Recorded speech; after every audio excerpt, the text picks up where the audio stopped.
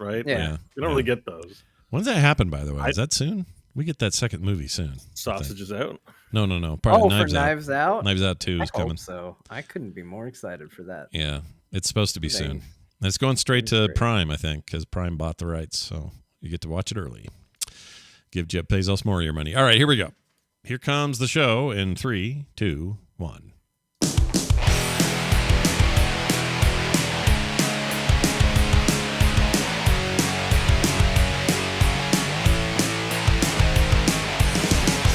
Hello, everyone. Welcome back to Core, where we talk about video games so that you might want to, too. I don't know what our slogan is, so I made it up as I went. My name is Scott. That's John and Bo, and it is Thursday, January 13th, 2022. The month's flying by, man. Do you feel it rushing past you, just going whew? Yeah, 2022, almost over already. Yeah, I know. I had some big stuff happen between last time we spoke. I'm doing a thing for a VR national news story that I can't talk much about until it's over with, but they want me involved to be part of the talking heads for this. And as a result, I got to play Resident Evil. No, they said I got a Quest 2 out of the deal. Wherever it is. No, it's upstairs. That's what they didn't tell him. They're like, we've seen him play horror games. We're going to put him in a Quest 2. Give him a Quest 2. He'll be so distracted he won't see this fine print. Yeah, Utah radio personality Scott Johnson pictured here playing Resident Evil VR. You're going to give a man a heart attack live on the air. Yeah, I'm definitely not doing that. But, so they sent me a Quest 2, so that's fun. And then got real lucky and found somebody with a PlayStation 5 access, a new one. So I got a PS5, you guys. Got one this week. Wow, congratulations. Yeah, this is the extra controller. The white one's in the other room. But part of the deal was he had an extra red controller that he shipped with it. I'll talk about that later because I played pretty exclusively a game on the PlayStation. And there's a couple of reasons why I only played one. And you'll find out why. Okay? There's your teaser. There's your Johnson pull for later in the show. We'll get to all that in a second, but first... He only owns one game. Yeah. That's every PS5 owner's That's kind of the... Like, well, I spent all my money on the console, and I've got no money left. I can afford a game. If you have $80, you can buy a game. All right, we'll get to that and everything else after this. How do we feel...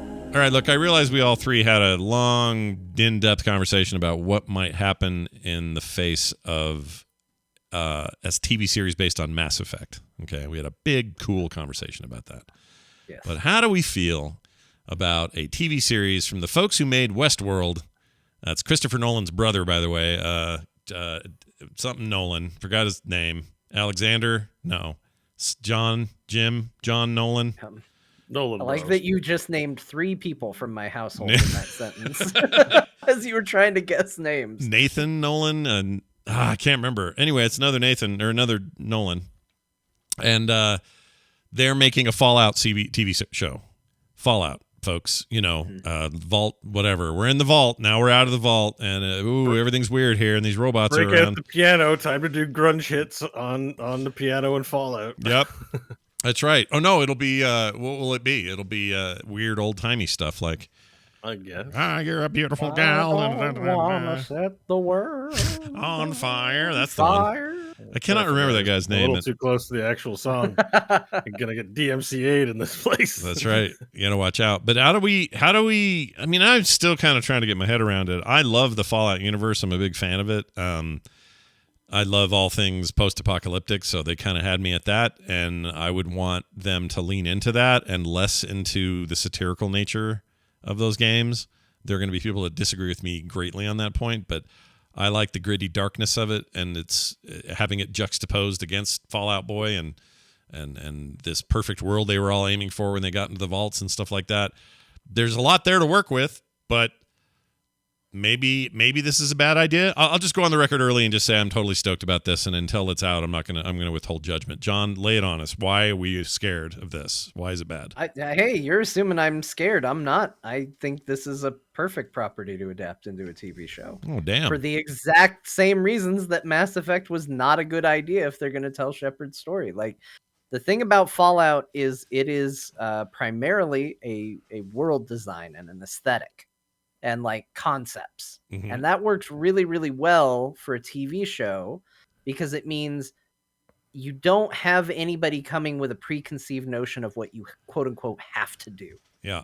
Like, you can come to it and you can tell a story. Like, people would expect there to probably be a vault, but that's good. That's Yeah. what it is. Yeah. Like, and I think you could build a show around being in a vault and discovering that the vault isn't really just a safe haven fallout shelter, that it's actually experimentation that, you know, the government's doing on people, and that outside isn't much better. It's, you know, a toxic wasteland. I think all these things are really great concepts for a TV show to build a good narrative off of, which is, you know, which is what you want. You're not going to have anybody come in and go, well, you need to have Pierce Brosnan.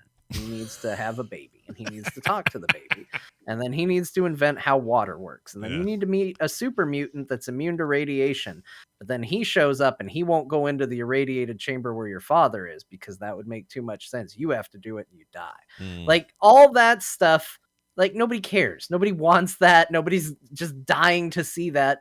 There might be some things that people like have in the back of their head. Like, you obviously really like the Las Vegas one, so maybe seeing Vegas would be something that you might want to see. There might be some people that go, well, it'd be really cool if Liberty Prime and this giant post-apocalyptic mech showed up.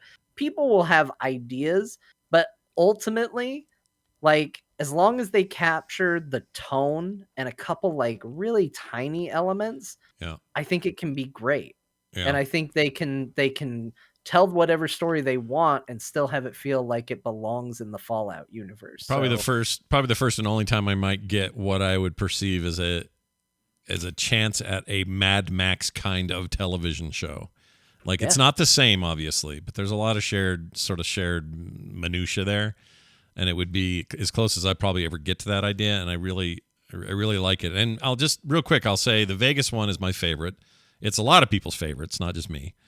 But if that was the setting, great. It could be any of the settings. If some of the cool parts of the show are about how, oh my gosh, this legion of people just showed up from, you know, some other part of the Fallout world that we're used to in the games, like, just mix it up. It'd be fine with me. Bo, you have any feelings one way or the other about a Fallout TV series? No, I never really got into Fallout. Yeah. I've like started 3 and I've started New Vegas and just didn't make it past the 10 minute mark. Like, whatever. I feel you. Brenna, Warrior Princess in the chat says, okay, now I'm watching Community and playing New Vegas this weekend. We're having an influence here. We're influencing. Yeah. So, Bo, you got the Community I mean, if going. it's good, I'll watch it. And if it's not good, won't pay any attention to it, you know? So that's sure. Pretty much. Like, I just don't have the, you know, if this was a game I played that, like, you know, if it was a World of Warcraft TV show, I'd be like, holy shit, I'm going to check that out. Yeah. But because I played it, or any number of games I played, I just haven't really played Fallout. What if it's amazing and you're like, I mean, you have no particular reason not to watch it, except, you know, if you find out it's good and people you trust like it, then you're probably in, right? Yeah, I'll probably check it out. I mean, you know, depends. Yeah. I think Westworld's okay. I think it's not that. Westworld's great until it isn't. They tell me, oh, the Westworld people are working on it. And I'm going like, whatever. Like, Westworld started off okay and meandered into like Boringville pretty quick in season 2 for me. Yeah, no, I'm the same. I thought season 2 actually was excellent until it wasn't. It was real bad toward the end, and I don't know what happened. It's like one episode. There were like 2 episodes left, and I was like, all right, this is how you do a season. This is pretty good. I like where you're going. And then the final 2 episodes just farted it away. It just became dumb and like overly indulgently violent for no reason. Didn't serve the story. Came up real short for me that second season. So it's a fair point. Maybe we shouldn't get too stoked about who's running it. I don't know.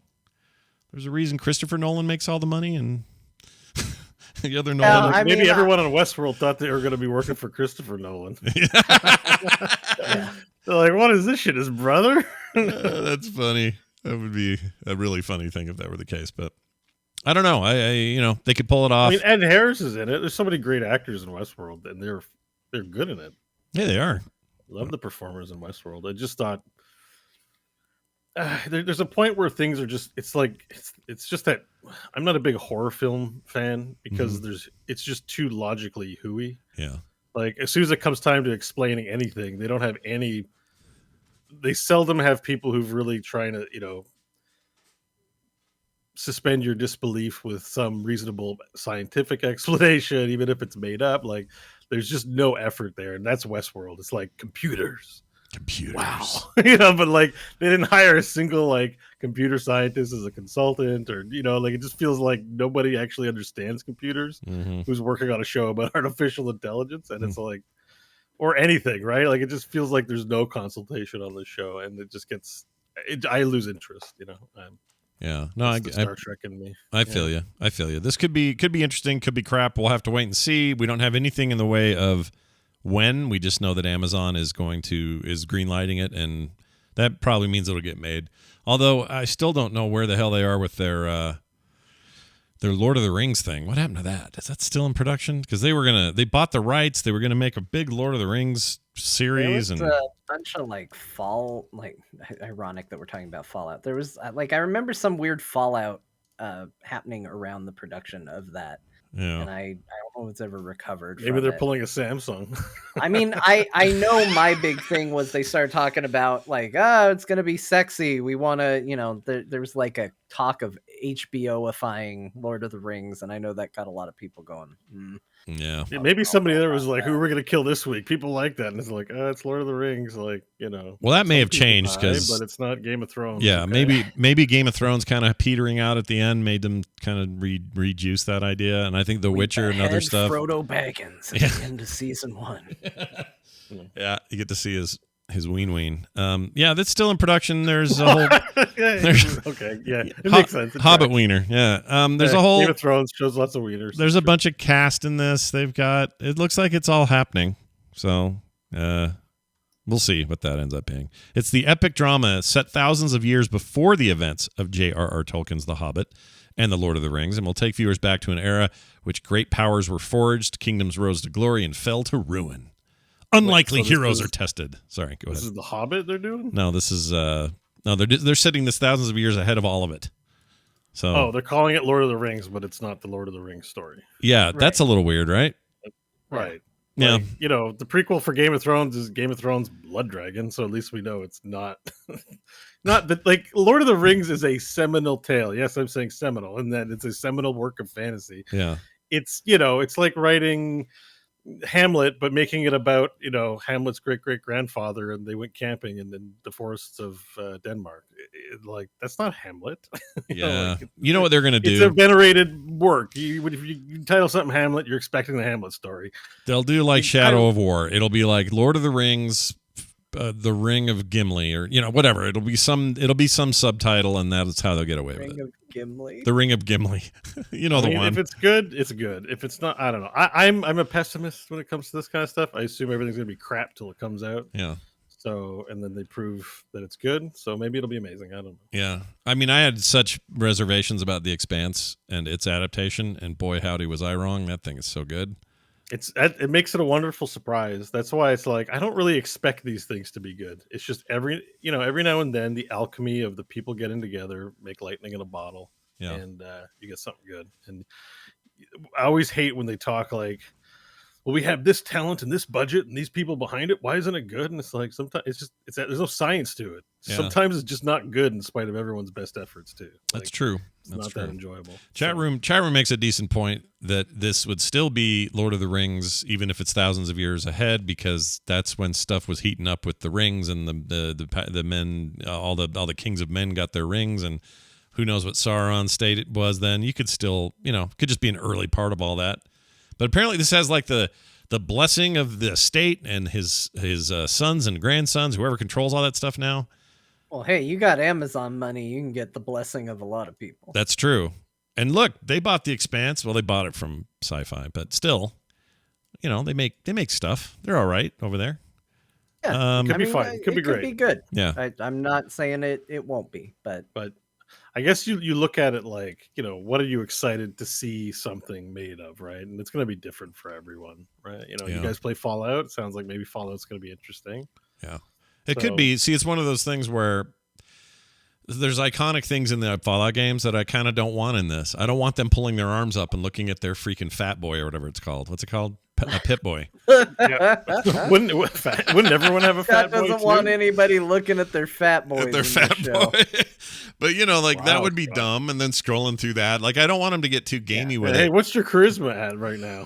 Yeah, exactly. Yeah, I don't need stuff like that. Yeah. I mean, if they want to put the Pip Boy in there, like they could, Mhm. but I don't want it to be a thing. Yeah. Like I would rather it be a thing where if you know, you know, and if you don't know, you don't care. Like that's fine. Just don't hit us over the head with it. Like that's the stuff I hate is when everybody's got to go, oh, look, it's the thing you know from the thing. It's like, just put it in there because guess what? You're giving 180 million YouTube creators fuel for their 20 things you didn't notice in Amazon's Fallout series. Like, let them tell me that it's in there. You don't have to break the show for a moment for someone to go, I'll check it on my Pip Boy. Yeah. Like, we just don't need that. I also really, What go ahead. Yeah. What about the mutants? So you're showing footage of it to our online stream, and Yeah. they look pretty gross. You think they're going to make a TV show with people that look that awful? Oh, Or they're sure. gonna try and pretty them up. Hope Yeah, so. it's Amazon. They don't care about, like, this thing will be probably in whatever the R rating range is for television, but I don't know what that is, TV, MA or whatever. I hope so. I don't want it to be too watered down.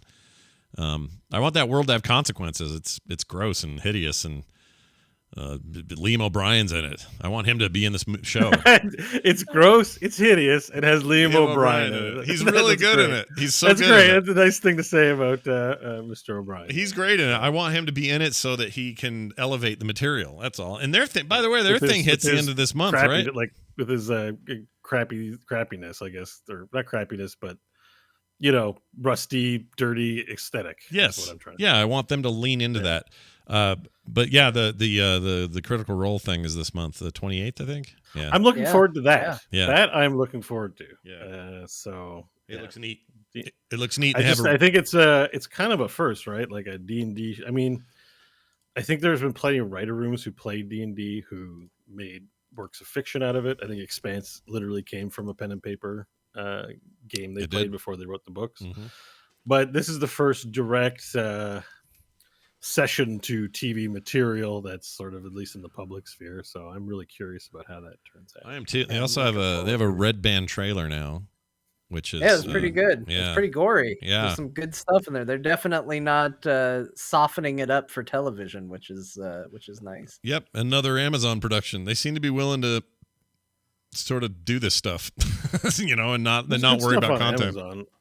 Yeah, I really liked Invincible. It doesn't really get talked about, but I thought Invincible was pretty good. Yeah, it was. Invincible was solid. Yeah. I wish the animation was a little better in Invincible, but yeah, it was a little low rent. Overall, it delivered enough surprise. I didn't read the comics, so it delivered enough surprises to me. The end of that first episode, I was like, "Oh, I'm interested in this show." Like, it was very generic, and then I'm like, "Oh, no, this is cool. Okay, I like it." So these guys don't have to give any. Do they have to do any overt credit to D&D for this? Like, does Wizards have to get like a video credit? Probably not, because if it's in fiction, they're probably not going, "What's your character sheet say? Do they have 12 strength?" If they're not referring to any copyrighted rules material, then and it's their own world. Yeah. I don't like that. Depends. So I think they published a book. Wildemount was the world that it takes place in, and there is a D&D guide to Wildemount, but I don't know who retains the IP. I'm sort of assuming Matt Mercer and company own the Wildemount fictional setting and have entered into agreement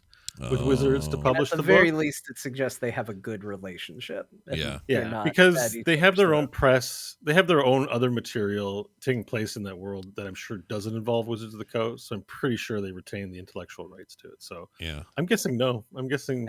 And chat does point out something interesting in that trailer. There is a part where Bigby's hand is cast, and it sounds like he says Scanlan's hand. So it could be they are deliberately avoiding some overt D&D references in it, which they were going to have to do anyway. Because if you've watched that campaign, I mean, there's pop culture references that they obviously can't do, and their go-to attack word was Jenga. So it's not like they're all going to be yelling Jenga in the middle of their animated show. Yeah, but yeah, see, that's That's our equivalent of like Lemon Tree for our show, right? Yeah, but nobody has the rights to Lemon Tree except if us, they so made a we're good. dramatization of ours, I wouldn't change Lemon Tree. I just leave it in as a weird, Yeah, but now they be like, but they won't. The audience won't understand. I'm like, don't care. No, John's saying, and I'm agreeing. They'd have to work with Parker Brothers or whoever owns the Jenga They have brand. to call Jenga and be like, we want a transformative thing under use, fair use. Just throw a little apostrophe in there and Jenga, and it's fine. Yeah. Well, no. What if you just say like we're saying Jenga right now? Jenga's not like, excuse me, you need to have rights to say the word Jenga on your podcast. Yeah, that's a fair point. It might be fair use, actually. It's a syllable. They're not referencing the product. They're just going Jenga. I'm sure in the context of the show played straight, they're not going to explain the meta joke. I wouldn't think in the script. Yeah. They go, we played an old wooden toy when I was born. Yeah, I don't think they'll do that. Anyway. That would be a problem with our show because Nash does explain what those references are. Yes, he talks very overtly about Twilight and the Konami code. Yep. I think that's still transformative. He provides criticism of these things, so it's. I think it's fair use. Twilight and the Konami code are definitely canon for There Will Be Dungeons. All right, what else we got going? Oh, this is great. We talked about the story this morning on TMS, and we may as well play this just for funsies. Back to Pokemon Go. There is there was a story where police officers. This actually happened in 2017. It's big. It's news now because they lost their appeal. That's why it's news now. Oh, okay. But anyway, they got fired after they responded to a Pokemon Go. They were trying to get a Snorlax, and they had a call to be backup for a robbery that was in progress. And they were like, we're gonna get this Snorlax, and they had audio off their body cams and stuff of them doing that. Oh, they were like, rare Snorlax alert! Shit, hang on, yeah. And they totally They had other people who showed up to the scene that left murder investigations that did all these because you're supposed to, and it's an emergency. And these guys delayed everything because they were looking for the damn Snorlax, and they got fired. That's a power to the testament of the addictiveness of these gaming practices. That a law enforcement person understanding there is a burglar situation requiring backup are like, yo, they can shoot it out for a minute while I get this Snorlax. Yeah. Personal responsibility, sure, but you should be asking questions about the kind of games you're making if it's causing those kinds of things to happen in society. I think the thing that I appreciate the most about this is it wasn't an officer. Yeah. It's easy to hear about one person making a dumb mistake and going, man, you're really stupid with what you did. But there were two supposed to be responsible adults in a car doing a job, and they both agreed the Snorlax business was more important. Yep, it did, and they got fired, and now they've been trying to appeal. It's been hung up in courts for years, and now it's official. They can no longer pursue it. I'm gonna be stressed out now if I'm ever having a heart attack and I call the ambulance. Yeah, I'm thinking, what if they stop to catch a Snorlax? I hope they're coming right away. What's taking them so long? Yeah, they're at their favorite Pokestop getting stocked up on balls. Well, they probably didn't think about it. They're just whirling by and going, whoa, got a Poke alert. Swing over here. Let's duke it out for this thing. Oh my God. Yeah. Favorite chat room name, Skiz Grebo, is saying, I hope medical professionals don't play Pokemon Go. I got bad news for you. Most hospitals are Pokestops and Pokegyms. Oh, yeah. And they all play it. When my son was born, my wife and I were hooked on Pokemon Go, and we were playing it in the hospital. We were so excited that we had those in there, and every nurse that came in was like, oh, you're playing Pokemon Go? I love it. Yeah. That is what they do. They have to sit there all illegal. Night, and they I don't think that should be illegal. All right. You think it's not Pentagon is a big Poke Gym? Probably. Probably. That's not good. But here's the thing. I'm going to give them some leeway. Going on in the world. I'm going to give the doctors and nurses some leeway because, in my opinion, this is as far as we know, we don't know any stories where a doctor's got two clamps and a hand on some guy's heart and suddenly goes, oh, hold on a second. There's a freaking Gigawax in here. I got to get it. Whatever. I can't think of any Pokemon names. I don't think that's been happening. I think this is quick second while I'm in here, or I'm on break, or there's a billion COVID patients and I need a minute. You know what I mean? I think there's some of that. That's what these guys did. Yeah, but they had an emergency, and I'm saying They had an emergency and they chose Snorlax. The doctors aren't choosing Snorlax. They work the night shift and they have to sit at a desk and not do anything for hours. And they're like, "What if I Pokemon Go to these guys got caught?" And do you think it's getting policed very intensely? Like, what are you doing on your phone? Oh, just got a text message from the wife. She's just not feeling well. Yeah, like. You don't know. You don't know what someone's doing on their phone. You're like, oh no, it's important. I know we're in a serious situation, but this was an important text. Here's what I will say, though. We're taken very good care of with our time in the hospital, and I have nothing but the best thing to say about those particular workers. Doesn't mean they all are good. Sure. It's not a blanket statement. No. But there was nobody in the hospital while my son was being born that I was not impressed by. They were all very kind and very nice. Yeah, and they were probably all played Pokemon. They weren't as concerned about their Poke level or whatever the hell it is as one would worry. So yes, and Bo, none we of them don't came know. in and were like, "Oh, we want to trade with you or let's battle." Like none of them wanted to say like, "Drop what we're doing and let's play together." Either. Like that's the other thing. They all just knew what it was and played it. Yeah, yeah. They're just fans. Okay. So they saw you doing it. And they went, "Oh yeah, look at that." So I wouldn't worry too much, is what I'm saying. Don't worry. Be happy. Okay, check this out. PlayStation seems to be phasing out their PlayStation Now cards, which adds to the continuing speculation of an imminent Game Pass like service beginning soon. Now, as a brand new owner of a PlayStation, and by the way, I feel much better about my overall core coverage now because I can speak to things like, hey, the freaking, I don't know, the new Horizon Into the Forbidden West, or whatever the hell it's called. That comes out in February. I'll be able to play it, so we'll be able to talk about it and actually have some hands-on with it. And I'm really glad about that. I will say this, though. I really think Sony's effing up.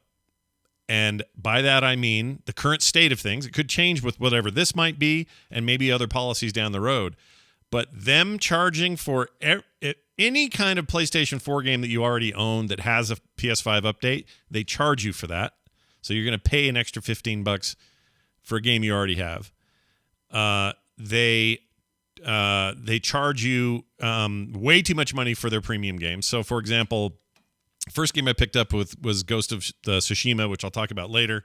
That's the one I ended up deciding on or going with, and I'm glad I did. That game's really awesome, and I'll talk more about it. But that game is $80.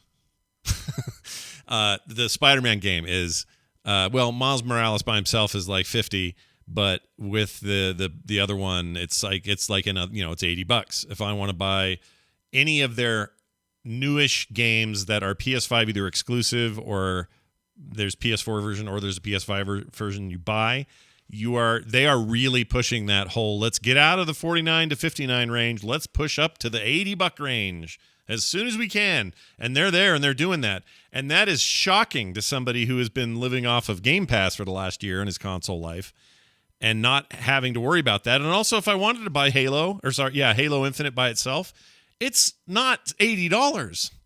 Like, even their big premium exclusive release is not $80 to buy that thing. It's still $59 like everybody else's. So I don't understand why they're doing that, given the environment and given the competition they're facing with Game Pass, and also the fact that you can't hardly buy a PlayStation 5. So they're already having a hard enough time getting people to pay for content for it to begin with because they simply just don't have them. I think that's bad for them, and it bums me out because I logged in there and went, well, I'm not buying 5 of these games, and on Game Pass I could play all of it if these were the first party titles from Microsoft. They're not, but if they were, I would. Now, am I saying that this game isn't worth the $79? No, it's good. It's really good. But I don't know how they compete with Game Pass. I don't know how they're going to do it. So I just don't think they are. I think they lost. You know, when you play a Heroes match and you realize you've lost 5 minutes in, but you got to play the rest of the 20 minutes. It's like that, is it? It's like you're not going to see anything till PlayStation 6. Like it's going to be continued suckage and like shoulda, woulda, coulda. Kind of like how Xbox felt in the last sort of bout. Yeah, they've lost. Like they've lost so hard. Yeah, and the only thing that keeps them going are the good exclusives they do have. Yeah, you're right. Barring do we think there is a Game Pass equivalent that they could do Well, here's the thing. And what would be the price for it, and would it be worth it? Speculation is, so it'll have to be priced in the range that makes sense. Okay, so it's going to have to be in the $15 range, or else what are they doing? Let's assume that's true though. $15 a month, Game Pass, like lots of third party, lots of indie, lots of the same kinds of things that Microsoft plugs into Game Pass. They may even get EA to belly up with EA Play, because there's no reason why they wouldn't. That would be fine. As far as I know, they don't have some kind of hard exclusive with Microsoft on that. Right. So let's say that they do that. The one part that speculation is that they won't do this, but I say they need to. That is, first-party titles need to be there day one on Game Pass and just playable. Can you have extra stuff and DLC and better versions with like unlockable skins and all that? Sure, people can buy up, but that's also true of Halo and everything else Microsoft does. At the very minimum, let's say this thing came out on February 1st, and later that month they launched Forbidden West, which is a big title for them this year. If that's not day one PlayStation Now or whatever they're going to call it, that's a mistake. Like, that's not enough to get me interested, because if it's just third-party stuff and old games, I already have that value in Game Pass. I'm not going to pay for it twice. But if it's Sony exclusives, day one exclusives, and that means back catalog, new catalog, upcoming catalog, the way Game Pass works, if it works that way with them, well, then they might have me. That would make sense to me, because they're exclusives and their studios. Sucker Punch is amazing.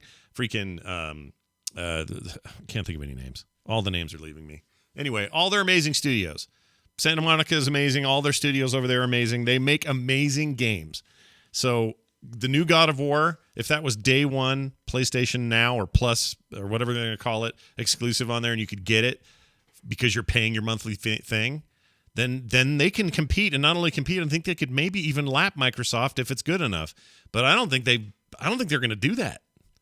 I think they want your $80. I really do. They want that 80 every time. They've always been very kind of Nintendo minded, and this is the thing that everybody goes, well, Nintendo doesn't feel the need to do any of this, but I feel like Nintendo's earned it over time, and they're not trying to compete with Microsoft. They're also not trying to compete with Sony. So Nintendo kind of gets a free pass to do whatever they want, because they've kind of removed themselves from the console war when you really think about it. Yeah. By going, we're going to do our own thing. We're not going to focus on system power and parity between the consoles and all of that. We're just going to make our own thing. They've kind of removed themselves from the equation. So Nintendo can continue to do its we're a premium thing and this is what we offer. So if you're looking at just Sony and Microsoft, and that's where your comparison is, Sony is trying to say hey, this is prestige. This is what you're paying for. You're paying for quality. I don't know if they've necessarily earned the ability to do that the same way that Nintendo does.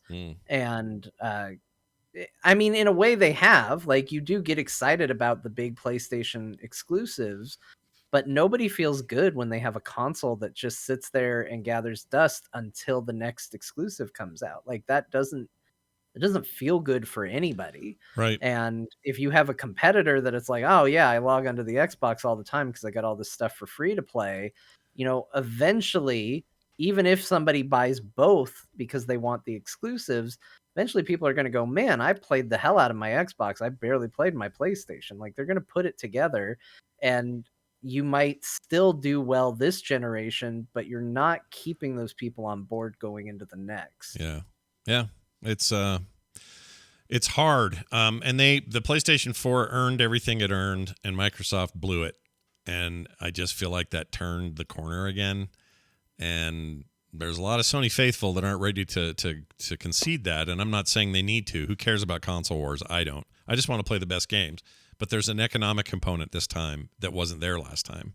And that economic component is a big deal. That $15 a month is an insane value that makes 0 cents not to get if you're going to game at all. And when I don't know if they blew it. Yeah. Though. Well, I don't know if I would use the term blew it again. I feel like they did a very good job at doing what they've always done. And unfortunately for them, Microsoft kind of changed the game. Yeah. Or the game was changing and they didn't get on board because the game was kind of headed in a direction that Microsoft was happy to go on. And they can afford it. That's the other thing, is it's easy to say this because Microsoft's got pockets deeper than the universe, and they can throw money at Game Pass and make it insane. And they have. I don't know if Sony wants to or has that. They don't have that kind of market cap. Not the way Microsoft does. So, because I mean, you got one now. You can speak to it. I think the PS5 is a cool console. It is. Like that controller is awesome. Like it feels good. Like you don't look at it and it doesn't feel equivalent to the PS3, but it does feel dated in the aspect of you're paying a premium price for games on one console, and for the other console, it feels like they're just giving it to you. Yeah, and in some cases, it's a lot of the same games. Like I was going through the store. And I was just like, all right, let's see what we got here. I'm running into game after game after game, third parties, obviously. But some like Bethesda games, which Microsoft now owns. But anyway, I'm going through all of these and they're straight up, $40 for Back for Blood, which is just free on Game Pass. Too many to even name. I just saw them one after the other. And I just thought, well, that's just really depressing. I don't want to be in here. So I got out of the store and I looked at my old library thinking, okay, well, I got a ton of digital stuff I bought on PS4. Let's see what in there is upgraded naturally, like just going to let me play it. And in a few cases like Burnout, not Burnout. What's the floating racing game? What's wrong with me? The floating ship deal.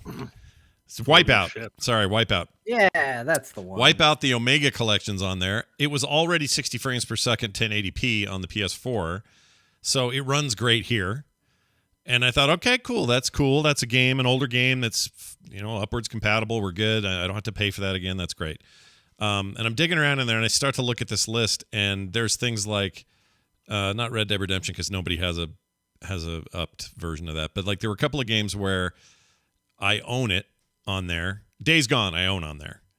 But for me to play it on the PS5 with the better frame rate, with the remastered graphics, with the better textures, with the higher resolution, with the HDR and all that stuff on, I got to go pay this upgrade price for a game I already own. I think that's shitty. Because it goes against my PC ownership. It just smacks me in the face and says, I don't care if you've been using a PC for 50 years. Doesn't work like that over here on consoles. And I'm like, well, it does on my Xbox. They're not charging me extra for these older games. And on your Game Pass, you'll be able to play your games on PC as well. So it's not just an Xbox. It's a two console. Yeah, that's the whole other aspect I hadn't thought of. Deal. PlayStation's just lost. They're just like, there's no point in trying to keep up. Yeah. So they're just. But I think they can. Look at it. I'm like, we've lost so handily that we're just gonna we're gonna put in our hours and call it good, And that's if they can at least equal the offering, though, they could do because let's go back in history. I'm old enough to remember when the 360 launched early, got an early lead. PS3 was really expensive. It came out later. Very expensive, harder to develop for. The games weren't as good on it because the devs couldn't get their heads around their weird chip architecture, but they were having no problem on 360. 360 took an early lead and were killing those guys. Plus the online stuff, like they were making fools out of Sony that generation.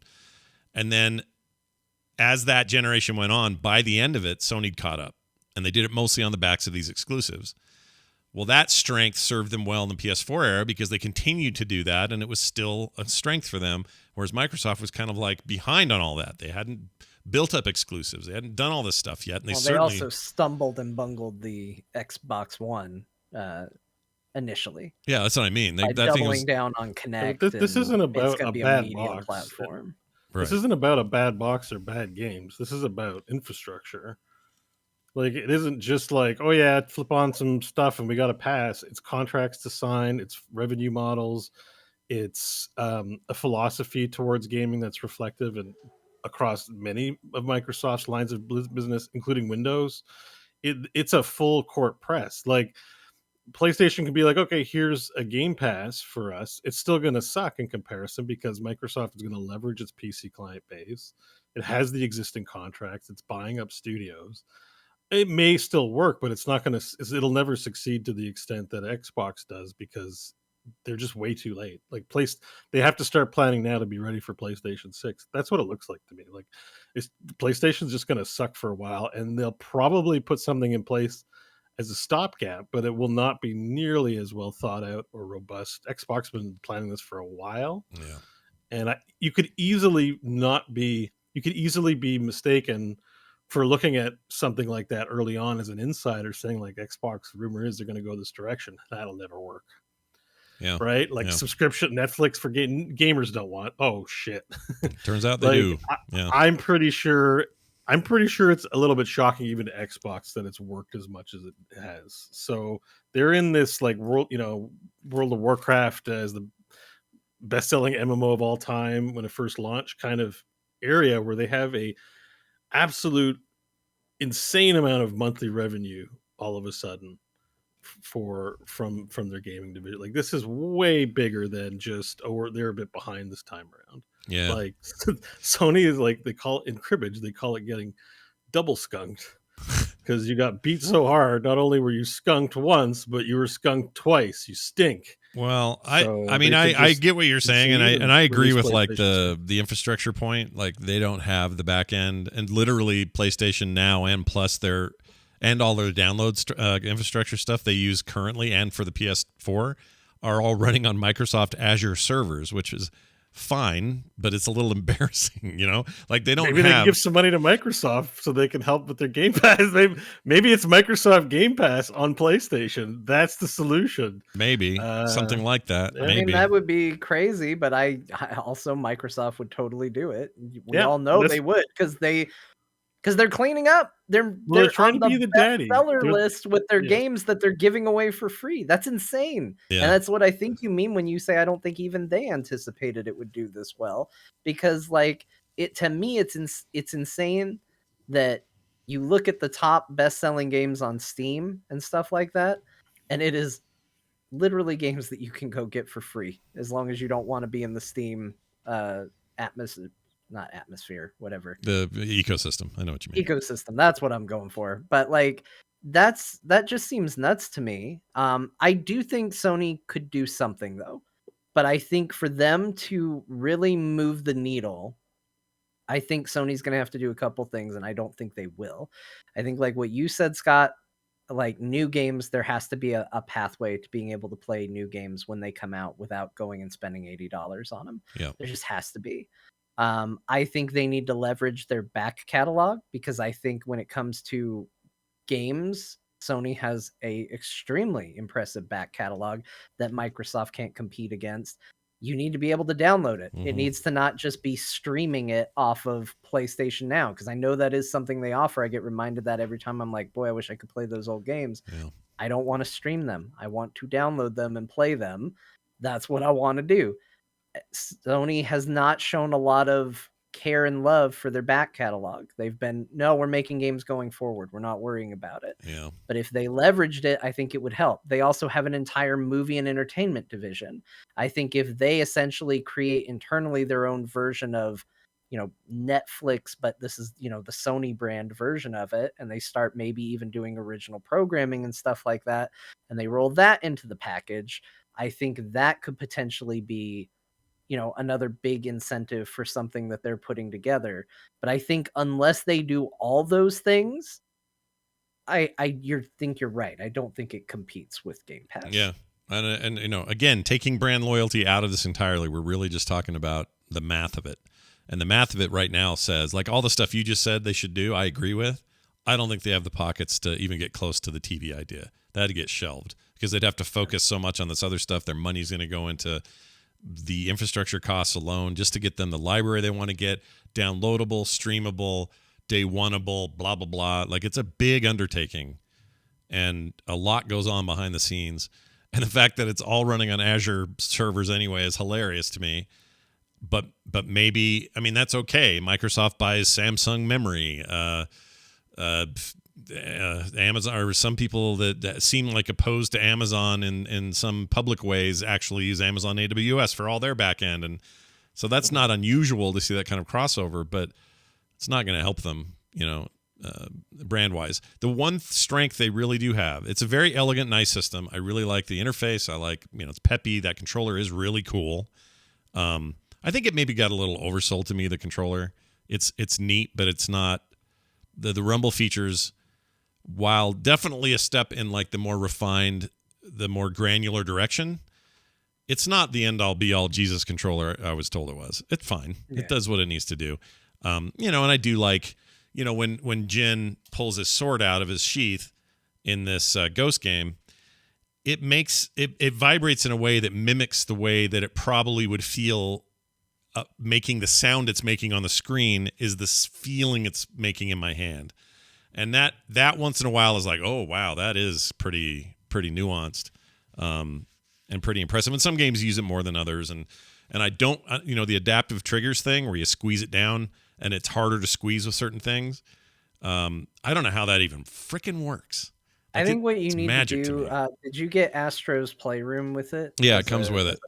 Pre-installed. I would give that a try because that seems to be a showcase piece. Yeah. So I think you'll get to experience all of that if you play that as like here's a level where we're going to focus a lot on that kind of quality of the controller. Yeah, and by all accounts, that game's also really, really It is. I played a bit of it. I haven't gotten very far. I played enough to kind of get a taste for it, and it's very much, like a big 3D platformer Mario kind of experience, and it plays really well, and there's a lot of nostalgia in there if you're a Sony guy, and I think it's really neat. But I didn't really get a feel for that adaptive trigger thing until I pulled the bow back in Ghost, and it was harder to pull the trigger because it's a resisting, thing.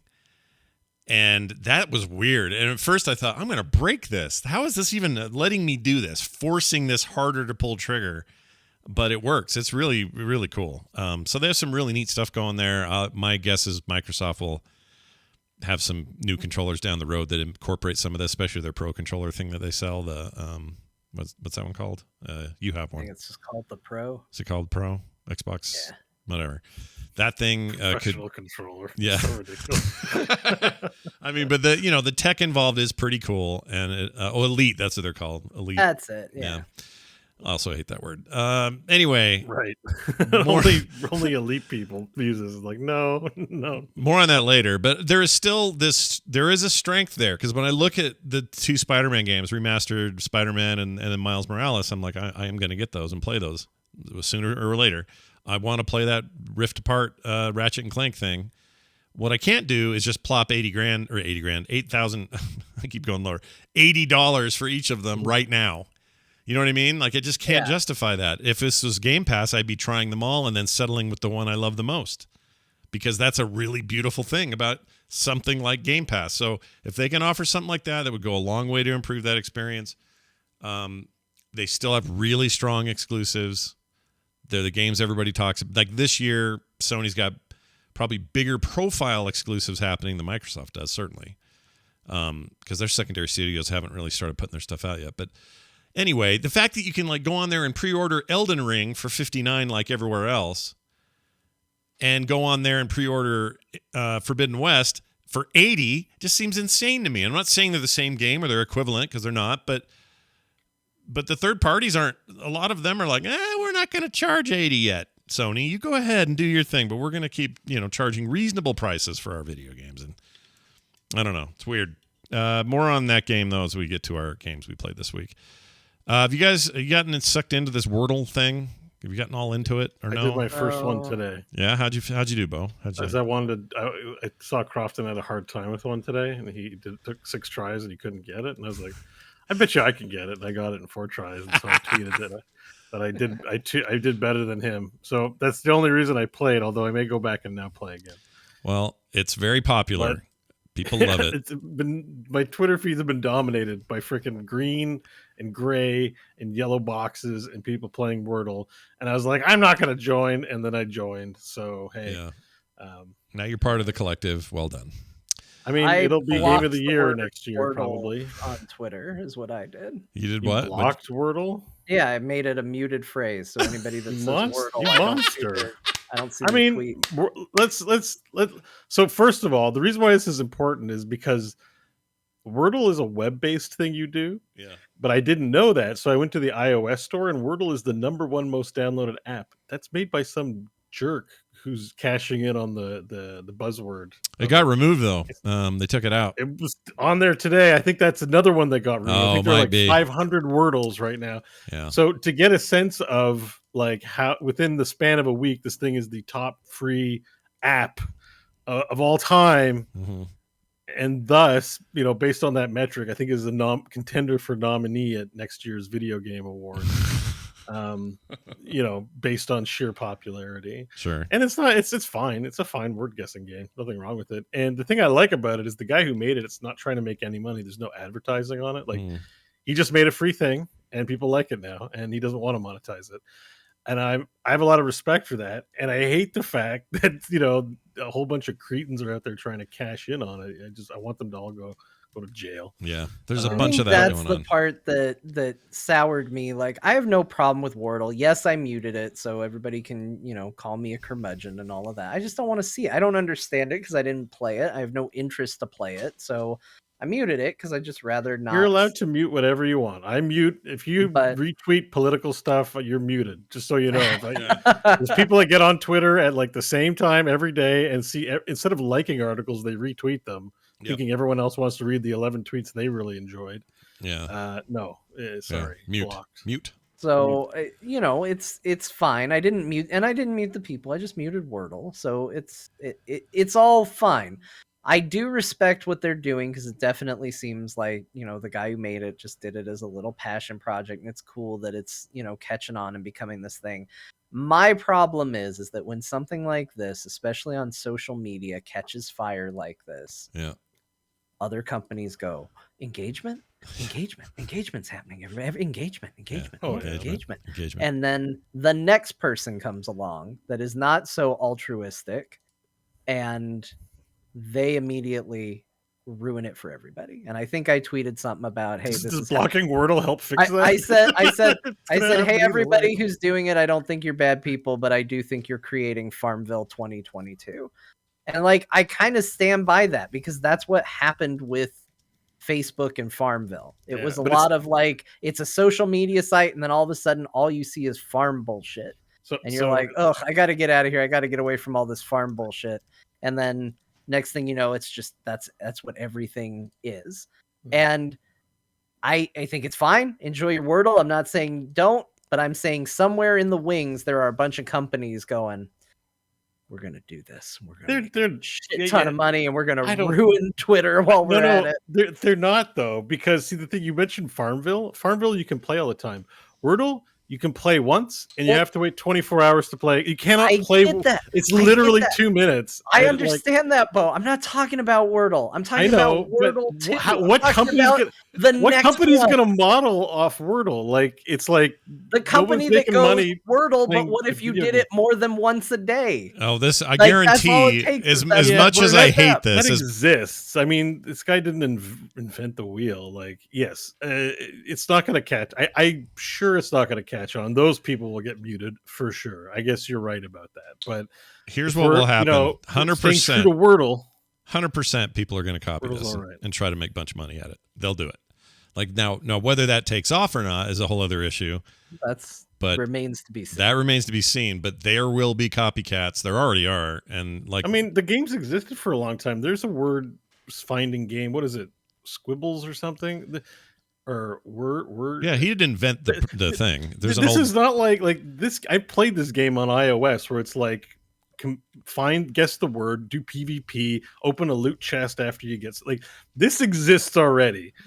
I think there's a hipster thing going on with this thing where it's not like he invented something new, but this hipsterdom of it is that it's only once a day. It's wholesome in terms of the IT business around it, and I think that's why people like it. Yeah, I think you're right about that. That's what's driving it. There's a water cooler aspect. Did you do today's Wordle? Yeah, for sure. And it's a fad, and it'll like every fad, it'll burn down some. But I think it's it's cool. This is the guy you're absolutely right. Someone will try to make it a thing, but I don't think it's gonna. I don't think that's people probably smell that for what it is. Hopefully, anyway. But he is his name is Wardle, by the way. That's his actual last name. Really? Yep. That's amazing. Yep. Maybe I'm gonna do this. Maybe you're into it because I'm into it now. I'm here to Wardle. say, if you're feeling hesitant about the latest internet craze, Wordle's wholesome. I wanted to hate it too, and I'm like, this checks out. This passes the Bo. This gets a Bo certificate of authenticity, of good internet citizenry. Yeah. You may hate the game type, but that's fine. But as far as it's just a wholesome, positive thing. I can't see anything negative about it, and I got to look better than Crofton. So Well, that's an important part. But also, Yeah. it doesn't even link back to the website. Like, they didn't even do that. Like, they're not in it for. It's becoming this organically and with or without his pushing. He doesn't really care.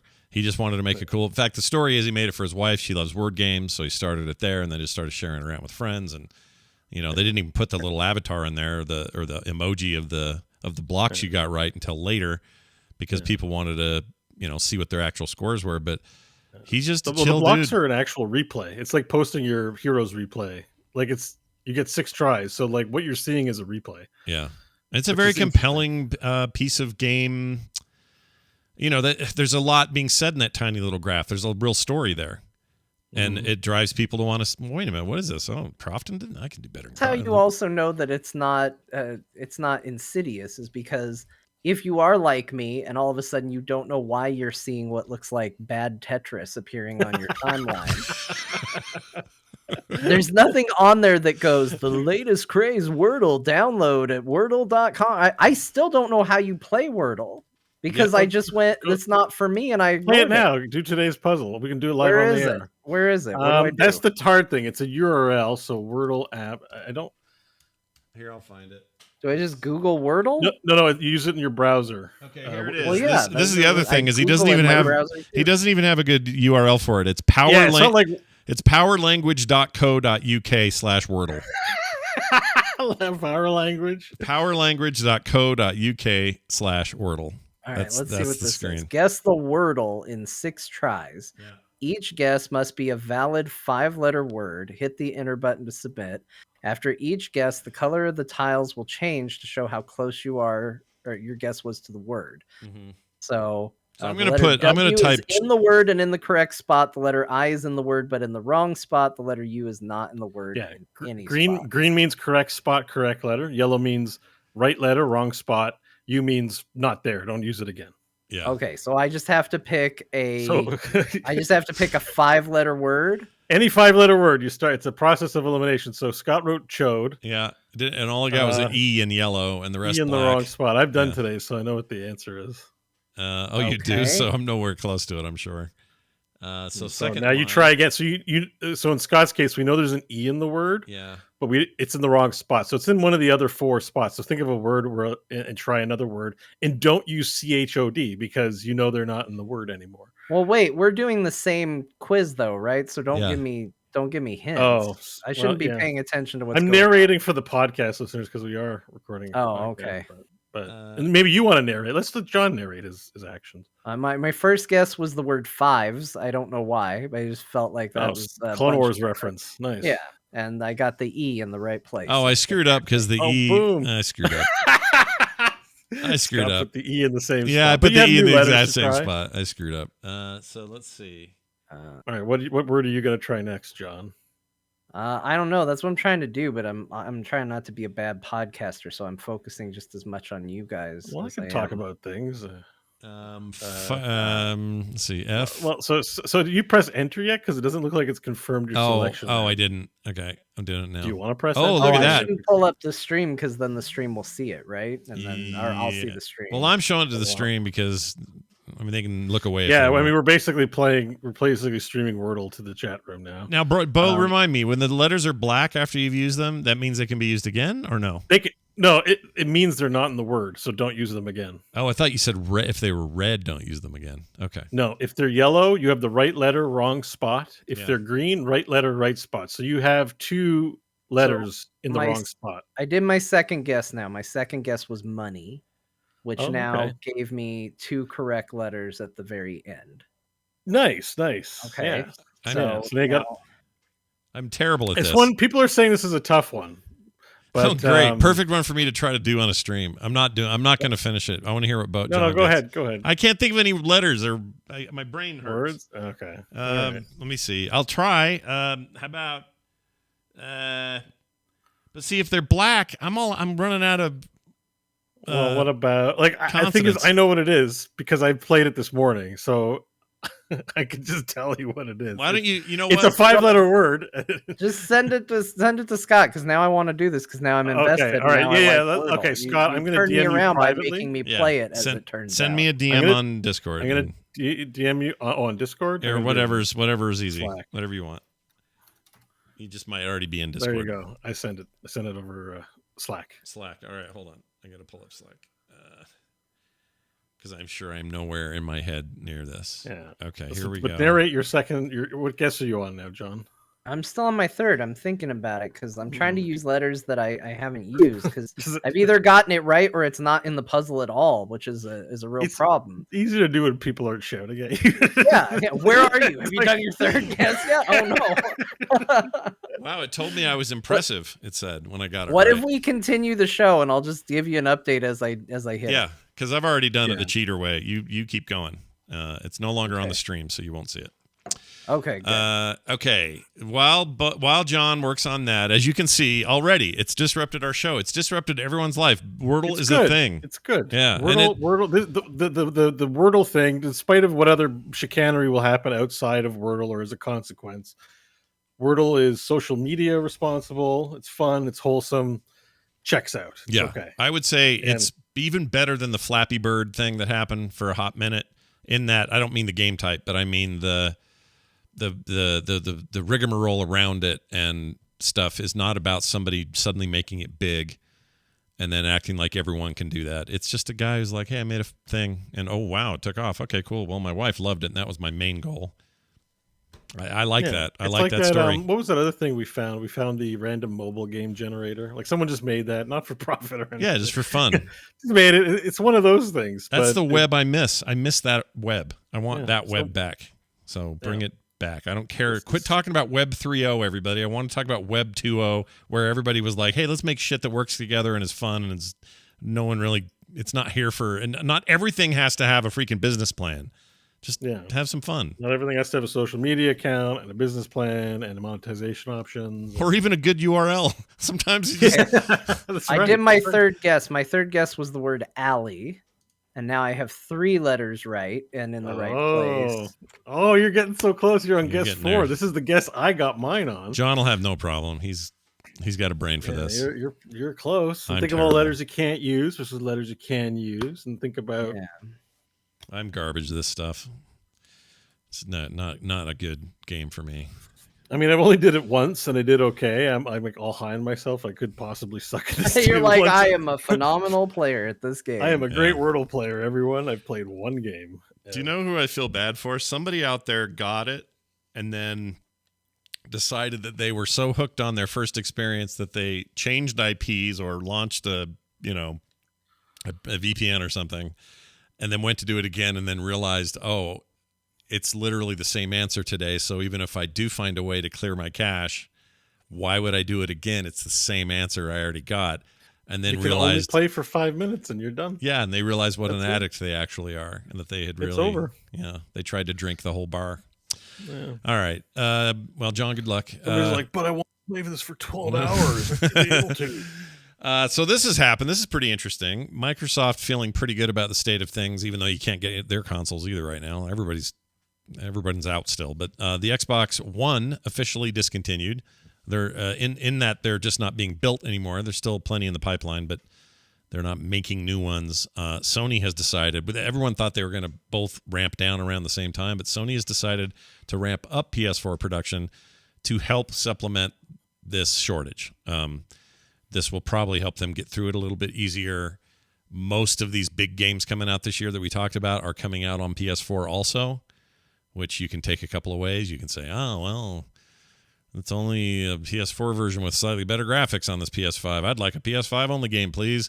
And that, some of those will happen. Like Ratchet and Clank was definitely that game. But anyway, they're going to ramp them up. So PS4s in factories getting made by little tiny children. It's just another sign that, PS kind of sucking right now. Yeah, it seems like they should be saying like no more PS4s. PS5 is fully supported. I mean, you could read it and say, "Oh, PS4 production's up. That they must be selling a bunch of PS5." Not really. I mean, I think the rationale is just to have product available for customers, Yeah. so they can make PS4s. Because I think that's what it's explained in the article. They're like, well, we need to have something, so let's make PS4s because we know we can make those. Imagine how mad they'd be, how mad they would be, or how mad players would be if with this shortage of hardware, Into the West or Western, what's it called? Sorry, Forbidden West comes out, the new that new game, that sequel, and you can only get it on PS5, people lose their minds. So yeah, they got to have some PS4s out there. Well, it's all about the developers. I mean, we're talking about exclusives, right? Well, what if you don't sell enough consoles, so you don't have an install base where people can make a reasonable amount of revenue on their product? Yeah. Then those studios are like, why are we exclusive? Let's go to Xbox. Yeah. Like one begets the other. You know, this could. I don't think it'll be a catastrophic failure, but you could imagine not selling enough PS5s means the exclusives don't get to eat. And they'll stop making exclusives. Also, for the record, like Sony in the long term, they do tend to build their consoles out, make light versions, this slim versions, this sort of thing for much longer than everyone else, longer than Nintendo, and except maybe handhelds. But Microsoft's always been very abrupt about it. The original Xbox, as soon as that 360 was out, I remember hearing news at that time where they were like, "Yep, we're stopping production on the original Xbox, done." And Sony was still like, "Really?" Because we're still making a lot of PS2s, and of course, they had a giant lead then, so why wouldn't they? But yeah. I mean, I get that there's a transition period, but again, it seems like you're ripping people. If you have a product and a newer version of the better product that are roughly the same price point, yeah, it's a waste of money. Like, you're going to buy a PlayStation 4 and get 6 months of supported use or a year of supported use out of it. Like, it's just not the way the marketing works for these things. Like, if we talked about irons in the pre-show, if you bought a PlayStation 4 and you're going to have it for 60 years, then who cares? Buy the PlayStation 4. But these are planned obsolescence products. Like, if you're still pumping out last year's jam and then charging for upgrades on the new jam, you know what I mean? Like, it just seems like, now, like, they should be winding down. It seems like swindle behavior to be continuing to offer the old jam. I wouldn't call it swindle. I'd call it, I mean, they have to have a plan, and that's just part of their plan. Is they got to keep making, they got to make it. Even when it comes to products like iPads and stuff, like, there's a transitory period where the old gen, is replaced by the new gen. They continue, you can still get an iPhone 11, right? Yeah. They might still be making them, but at a certain point, you cut it off. Like, do they sell every SKU that they make? Or does a pile of them just get shuffled into a landfill? Like, the 10,000 PlayStation 4s are like, well, it's finally done. Like, do they get landfilled, recycled? Like, how does that process work? Good quality logistics at whatever company should be, and usually is, that they sell through the stock they have, and they try to plan the best they can for when that might be. And then, if you end up, let's say you end up with a bunch of old iPod touches because now they're clearly out of production or whatever, and you're like, well, no, we're probably not going to sell these. You just give them to schools or stuff like that. So I don't sell them. They give them away in bulk to. Yeah, but also keep in mind, phones, no matter what kind of phone you get, it's run a little bit more like PCs in that we're kind of using our PCs for as long as we can, and same with the phones in a lot of cases. Not everyone's getting the next great thing, so they have to make it so. It works a bit differently in phones, I'm sure. Yeah, but it's still lots of backwards compatibility is what I'm saying. So when you buy a brand new phone this year, it's going to run the stuff that ran 3 years ago, no problem. 3-4 years ago, whatever. It might be slightly accelerated, but like a PC, it's got backwards compatibility. The consoles should have that, and it seems like Microsoft is embracing that this time around. Sony's not sure yet. They don't know quite what they want to do. Yeah, they want it to be a magic box where magic happens, and they don't want people to actually know that under the hood there's a freaking Intel or an AMD chip and an AMD GPU, and it's basically a PC. They don't really want people to think that way. They want to think about the Imagine engine or the freaking, what was the PS3 one called? The chip in there. Oh, geez. They gave it some fantastical name, and it was like, ooh, like, creating. It was going to like link up to everything and. Emotion engine. That was it. That's it. Yeah. PS3 had the emotion chip in it. It's like, stop. To me, it's no better than when Sega claimed to have blast processing or, blast processing. It's such bullshit. That's the best name processing ever. Yeah, even though it was garbage. It's all marketing. So I don't know. Some people hear that stuff and get excited about it, but underneath the hood, that thing should be as compatible, at least with the last gen, 100%. And they should be putting out free updates for people to own those games. charging them again for those games is freaking egregious. And if you had it on disc and you have a digital version, you don't have no option. But on Microsoft, you do. I don't know why that's so hard for Sony. I think they just want that facade to stay. And I don't think they need to. They can ride the strength of their exclusives and put some better services in place, and they'll be okay. And maybe even better prepared for the next run. But I don't know, There's man. good hardware in the box. Maybe they can make it happen. Was PS2 John, a motion engine? I can't remember. Maybe PS2 was a motion engine, and 3 had some other name. That stuff was weird. Anyway, how's the puzzle going, John? Yeah, my fourth guess. Yeah, because I was thinking achy, but it doesn't have an E in it, so it's not 5 letters. But I've seen it spelled that way, but I think it's always spelled incorrectly, so I'm not going to try it. Yeah. So now you're I'm still on think guess 4. Yeah, I'm on guess 4 still. You have analysis paralysis. You can't get the word. Analysis paralysis is a cool word. That's true. That's true. Yeah, I can think of a bunch of words it isn't because they aren't actually words. But yeah, well, you get 6 guesses, so you can. Well, go yeah, to but I guess 5. mean, I want it to be a real word. I don't want to just guess letters. I don't know. Does it let you do that? Can you just put in letters and have it go?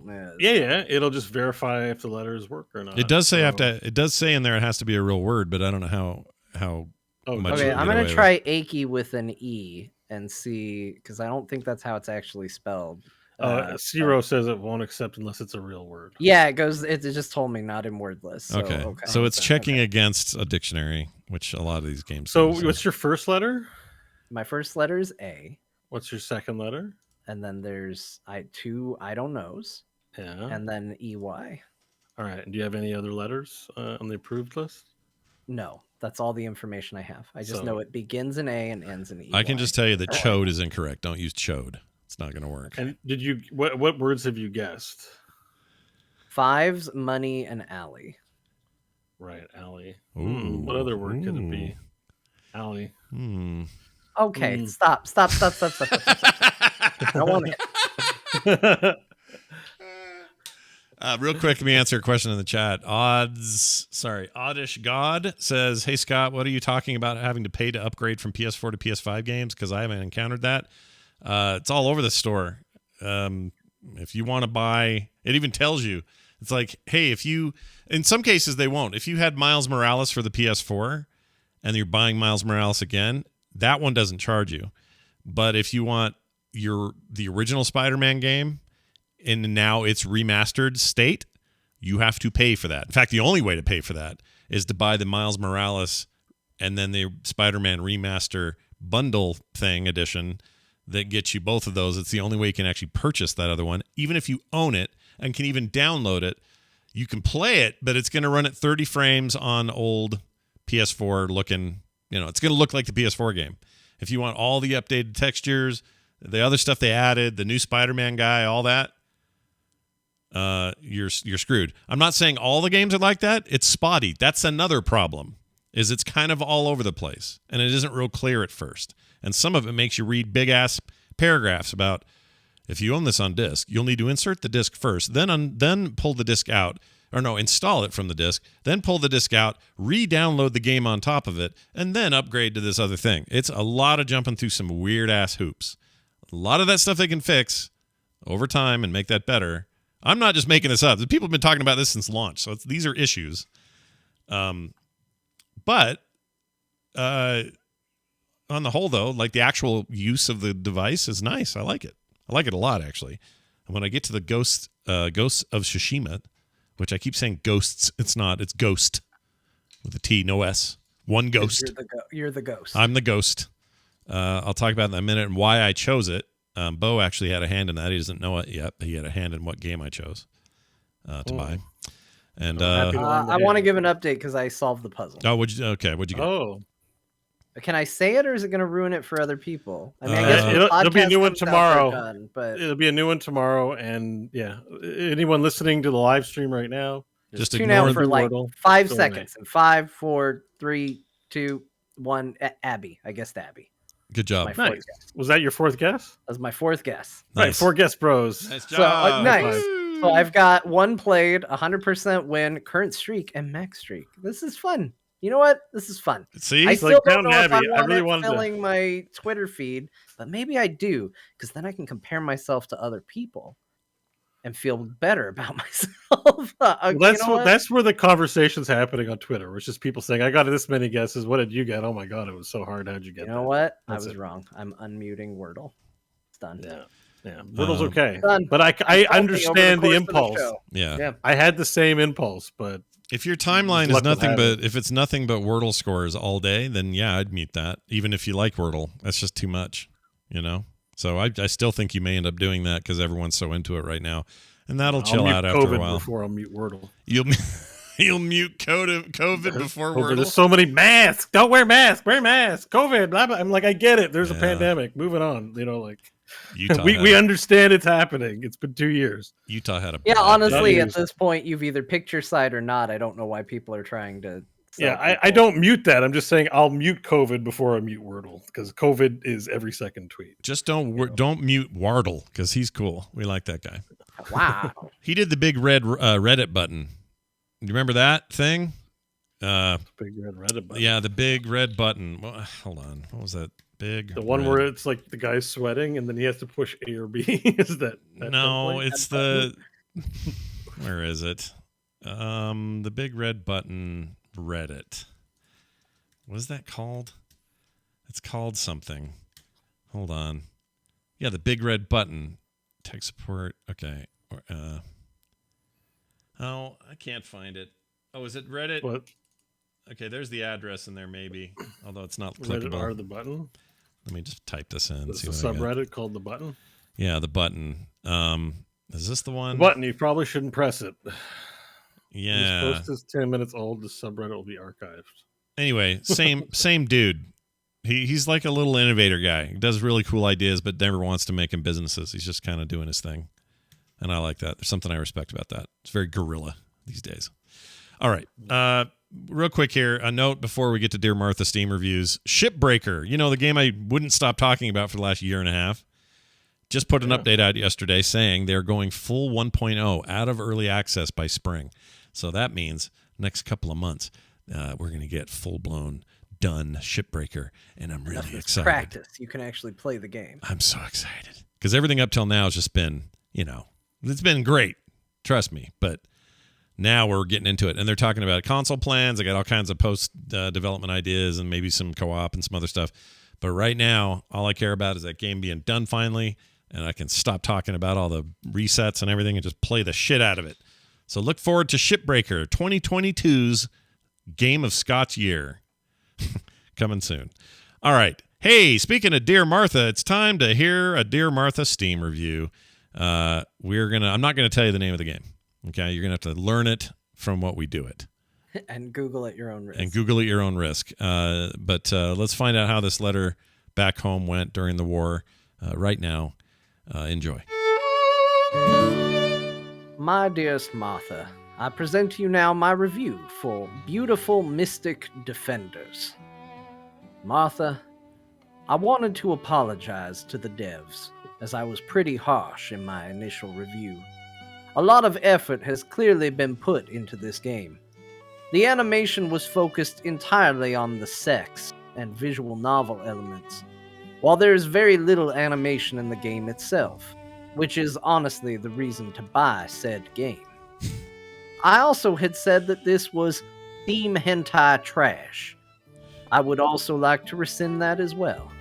While it doesn't seem too difficult in the beginning levels, it does pick up after a while.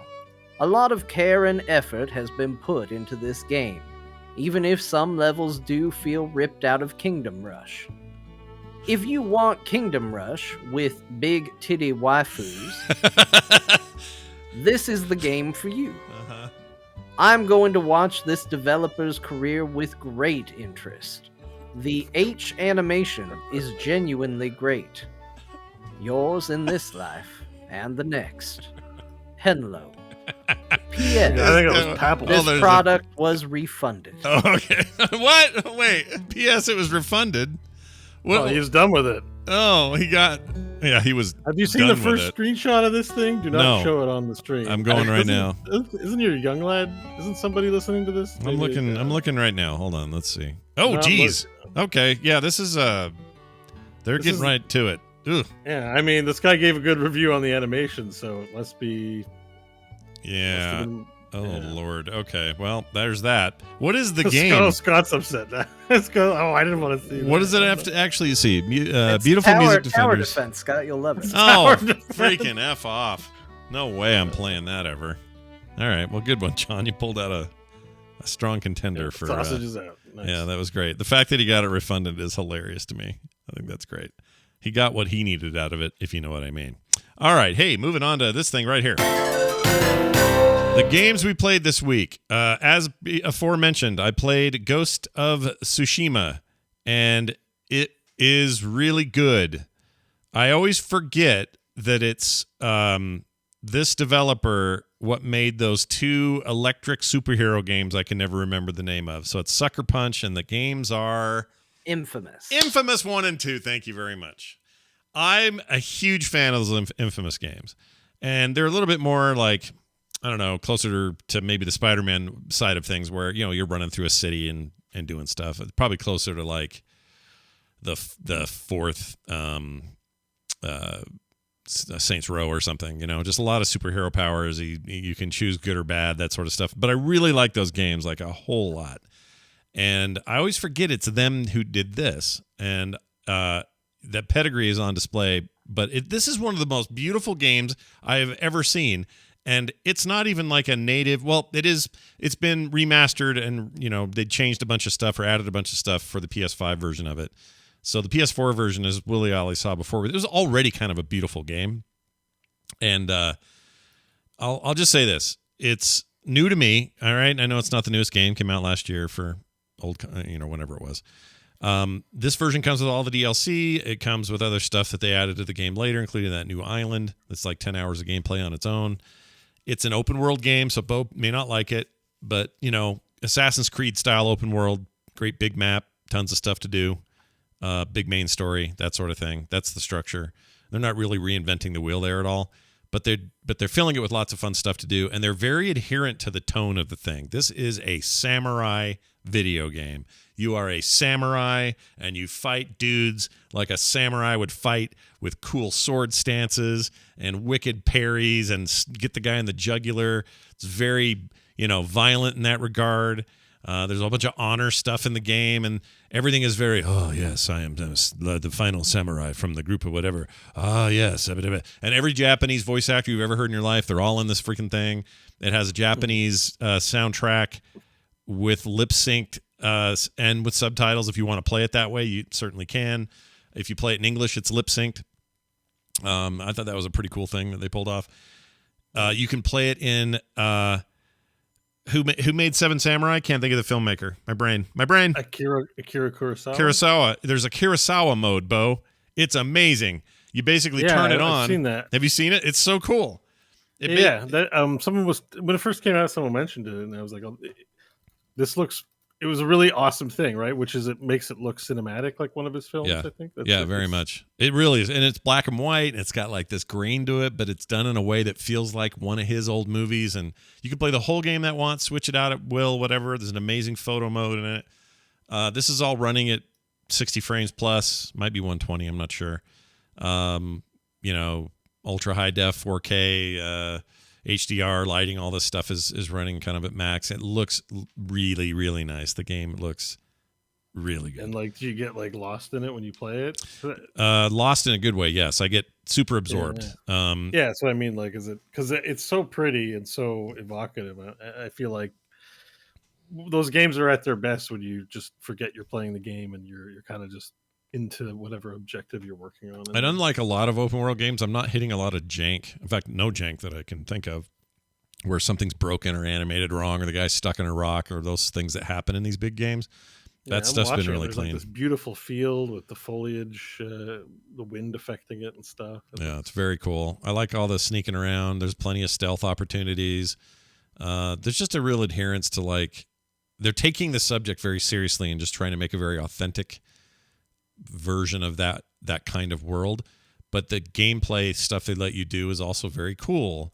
I have an ability that if I do it just right, it'll cause lightning to come out of the sky and finish off whoever I'm fighting.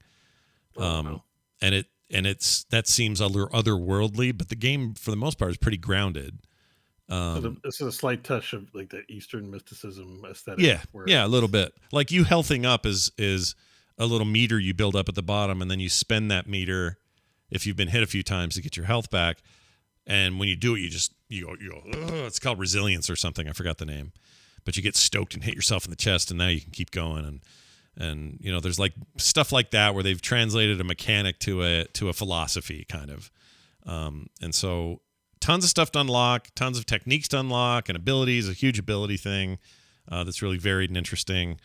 And new weapons Combat as you go looks along, awesome. lots of I'm skins. watching this how there's these sort of standoff combats where it's like he opens a fight by dodging a hit and then just one shot killing the guy and very. Oh yeah, it's awesome. It's called is it standoff? Like, yeah. Like, to me, this is the must-buy game for PlayStation right now. Well, it is. Maybe. It was for me, and that's where I wanted to get into what your influence was. Because last week you said something. Because I was talking about, hey, I know this is coming. What do we think a game I should get first? And for me, it was between Wild Rift, this, and the Spider-Man collection. And I will probably still play those other games at some point. But it was just a matter of what am I going to start with and focus on? Because again, this isn't a Game Pass situation. It's just a spend $80 and hope you did the right thing kind of deal. And I'm really glad I did what I did because I'm in the mood for open world right now. It's I need that itch scratched. I want to get on a horse and go a long distance to do a cool thing. I want to have, fast travel and upgrade weapons and cool skin stuff unlocked. I want to do all those things, and I want to do it in an era that isn't a city. For whatever reason, all that stuff just fit me right at the moment, and I'm glad I did what I did. And it's because you had said that. You'd said, well, play the thing that you don't already know, Spider-Man, you played the first game. How Ratchet and Clank works, despite whatever innovations are there. Play the thing that's the newest kind of thing for you, and this is it. It's really good. I really like it a lot. I would highly recommend it if you have a PlayStation 5 and haven't picked this one up. Really rad. I kind of want to play it. This game may end up on PC at some point because it feels like maybe they're doing that moving forward with those releases, but maybe it's worth waiting. Might be. If you can't get a PS5, I have a bigger appetite than I have time to play them. I still have to play Metro Exodus, but but it looks really good. Like it looks super rad. Yeah, it's a beautiful. That's the other thing is it's freaking gorgeous. Like one of my favorite innovations about it. I don't know if it's an innovation. This idea they use is most of these open world games. There's a marker on the map, so you run toward the marker, or you hit a button and it sends a little path in front of you to say which way to go. This game has this wind thing. And again, so this is another, it's not really mystical, but they kind of make it feel legendary mystical. If you're confused about which way you're supposed to go, you literally swipe up on the little controller pad, just a little soft thumb swipe, and the wind will gust in the direction you're supposed to go. So that's awesome. It'll just it adds to the romanticism of the samurai, right? Yep. Oh yeah. I'll travel where the wind guides me. That sort of mentality. I think that sort of thing is really neat. Yeah, that is absolutely the feeling you get when you do it, and it's there for you whenever you need it as a utility, but it's also just a really neat kind of constant thing. The grass is bending in that direction, or those trees are definitely fading that direction. So you just sort of know where to go. And if you really need a gust, you can do the flip and it'll go whoosh and just send some serious wind and you'll kind of know where to go. And it took me a minute to get used to because I'm used to games just saying, here's a marker, run to it. And this doesn't do that. And so once I got my head around it, it's actually very cool. It's an awesome game. And, again, a reminder why Sony's so strong with their exclusives. This is an incredible exclusive experience. I'm really glad I'm getting to play it. I wish it was more accessible and affordable and available to other people, because that would be neat, like on PC or something else. But it's great. I also played. This looks very spectacular. I'm just watching it as you're talking, and I'm like, oh my god. It's also really not. The violence is hard to describe because it's not gratuitous, but it's if I sneak up behind a guy and execute him as I'm trying to sneak into a town or something, my guy's not afraid to just shunk 5 times in his neck and then stick one in his gut just to make sure he's down. Butchering, it looks like to me what I see is you're butchering a human being. Yeah, it's not you leveled up, ding, and little sparklies come out of it. Way to murder somebody. That's amazing. It's like no, what? I mean, one of the things we like about violent stuff is the impact it has on us. When it's like it's so terrible, especially with westerns, which spaghetti westerns are based on samurai movies. Mhm. And there's some DNA there where they're so unsentimental about the cost of life. Like people, Yeah. you just die. Like you just just die. butcher people, and that's just what it is. Like, Well, I can see that from the little bit I'm watching. Yeah, and it was like, cool. One of the cool things, Bo, you'd probably like this. You're trained in the way of the samurai. You're a dying breed, and you have all of these principles and these techniques that you've been taught, and you know. And one of them is face your enemy head on. You're a protector. You're a guardian. You're not a thief. You're not a simple criminal. You're a cut above. You are something society counts on as a rock of that society, and they take that stuff very seriously. So the first time I backstabbed somebody, and where they didn't know I was creeping up behind them, I had a flashback. The character did. And the character had this flashback where I was talking to my uncle, who's a big part of this story, and he's like, remember, when you must always face your enemy. Don't be a coward and get them from behind. So it actually has this moment of like encouraging you not to play it that way, or not to just stab dudes who aren't looking at you. You want to look them in the eye. Oh man! But then disappoint Uncle if I play this game. I know, and you just immediately can say, "Oh man, that memory," but then just keep doing it. It's fine. It's a video game. Is there like a Paragon Renegade system in it at all, or it's just maybe, I don't know. Maybe I get to the end of this thing and it's like, well, you sure backstabbed a lot of guys, or I don't know. I have no idea. The gameplay footage I watched, they snuck up on a roof and he jumped down and he killed 4 people before they could fight back. Yeah, like it was like he jumped down, stabbed a guy. Then he quickly targeted another one, stabbed him in the neck, then swiped the other guy with the sword. And there's a guy drinking behind a thing, and he just runs the blade through the paper wall and kills the guy, and they're all dead. So I'm like, it must be like, it's the morally gray thing, right? Be a protector, but being a protector gets you killed. It's stupid. Sometimes you got to be sneaky. It serves mostly the story because he's struggling with this new world where he is mainly, as far as he knows, he's one of the very last samurai left, and certainly he's a Ronin, right? He doesn't have a master anymore. No, his master is dead. His father is dead. Technically, his master is sort of his uncle, but his uncle's currently the Mongols got him. Mongols, not mongrels. Got him, and they're holding him against his will, so he's trying to get back there. There's this whole thing with this bowmaster that he meets. It's where you first start to learn how to do bow stuff, and the bowmaster is played by the guy in Lost that was like doing the videos and do you know what I'm talking about? Oh yeah, Japanese the actor. Dharma Initiative guy. Yeah, the Dharma Initiative guy, and his eyes, it's clearly a mocap of him, and it's creepy cool. Like, he's very good in this. He's my favorite character I've run into. Just an amazing kind of voice. I guess what I'm saying is, like, if you're into samurais, ninjas, that whole era, the feudal Japan thing, like all that stuff, this is a love letter to that. This looks really good. Yeah, it's neat. I guess it is coming to PC, so I may wait for a PC because I don't know PlayStation.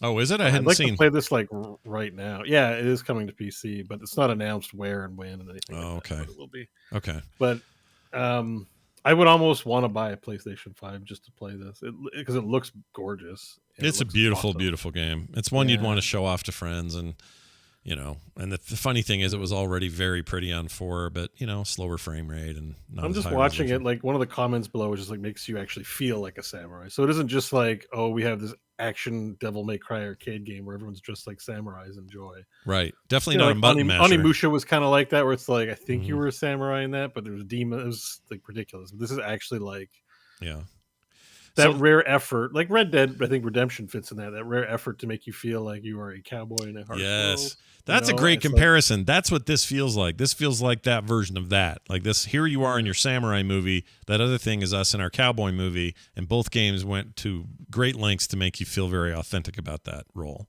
Yeah. And this thing is really cool because it has these stances which you can change. It's not like sim combat by any stretch, but it feels like you're really doing cool things, and it's a little more methodic than just mashing the buttons. I like the standoff thing because that's very samurai, where the two people are standing with the swords. Yeah, and it's not going to be some 5-minute action sequence. Somebody's going to act first. Yep. somebody's going to deflect or parry, and the next blow is going to be fatal. Whoever, it's going to last 2 seconds. They feel like and they do that. I've seen a couple of those, and I'm like, that's awesome. Yeah, it's awesome. You can do it in almost every town you come into. You can start your fights that way, and it's a way of it's basically the opposite of stealthing. Yeah.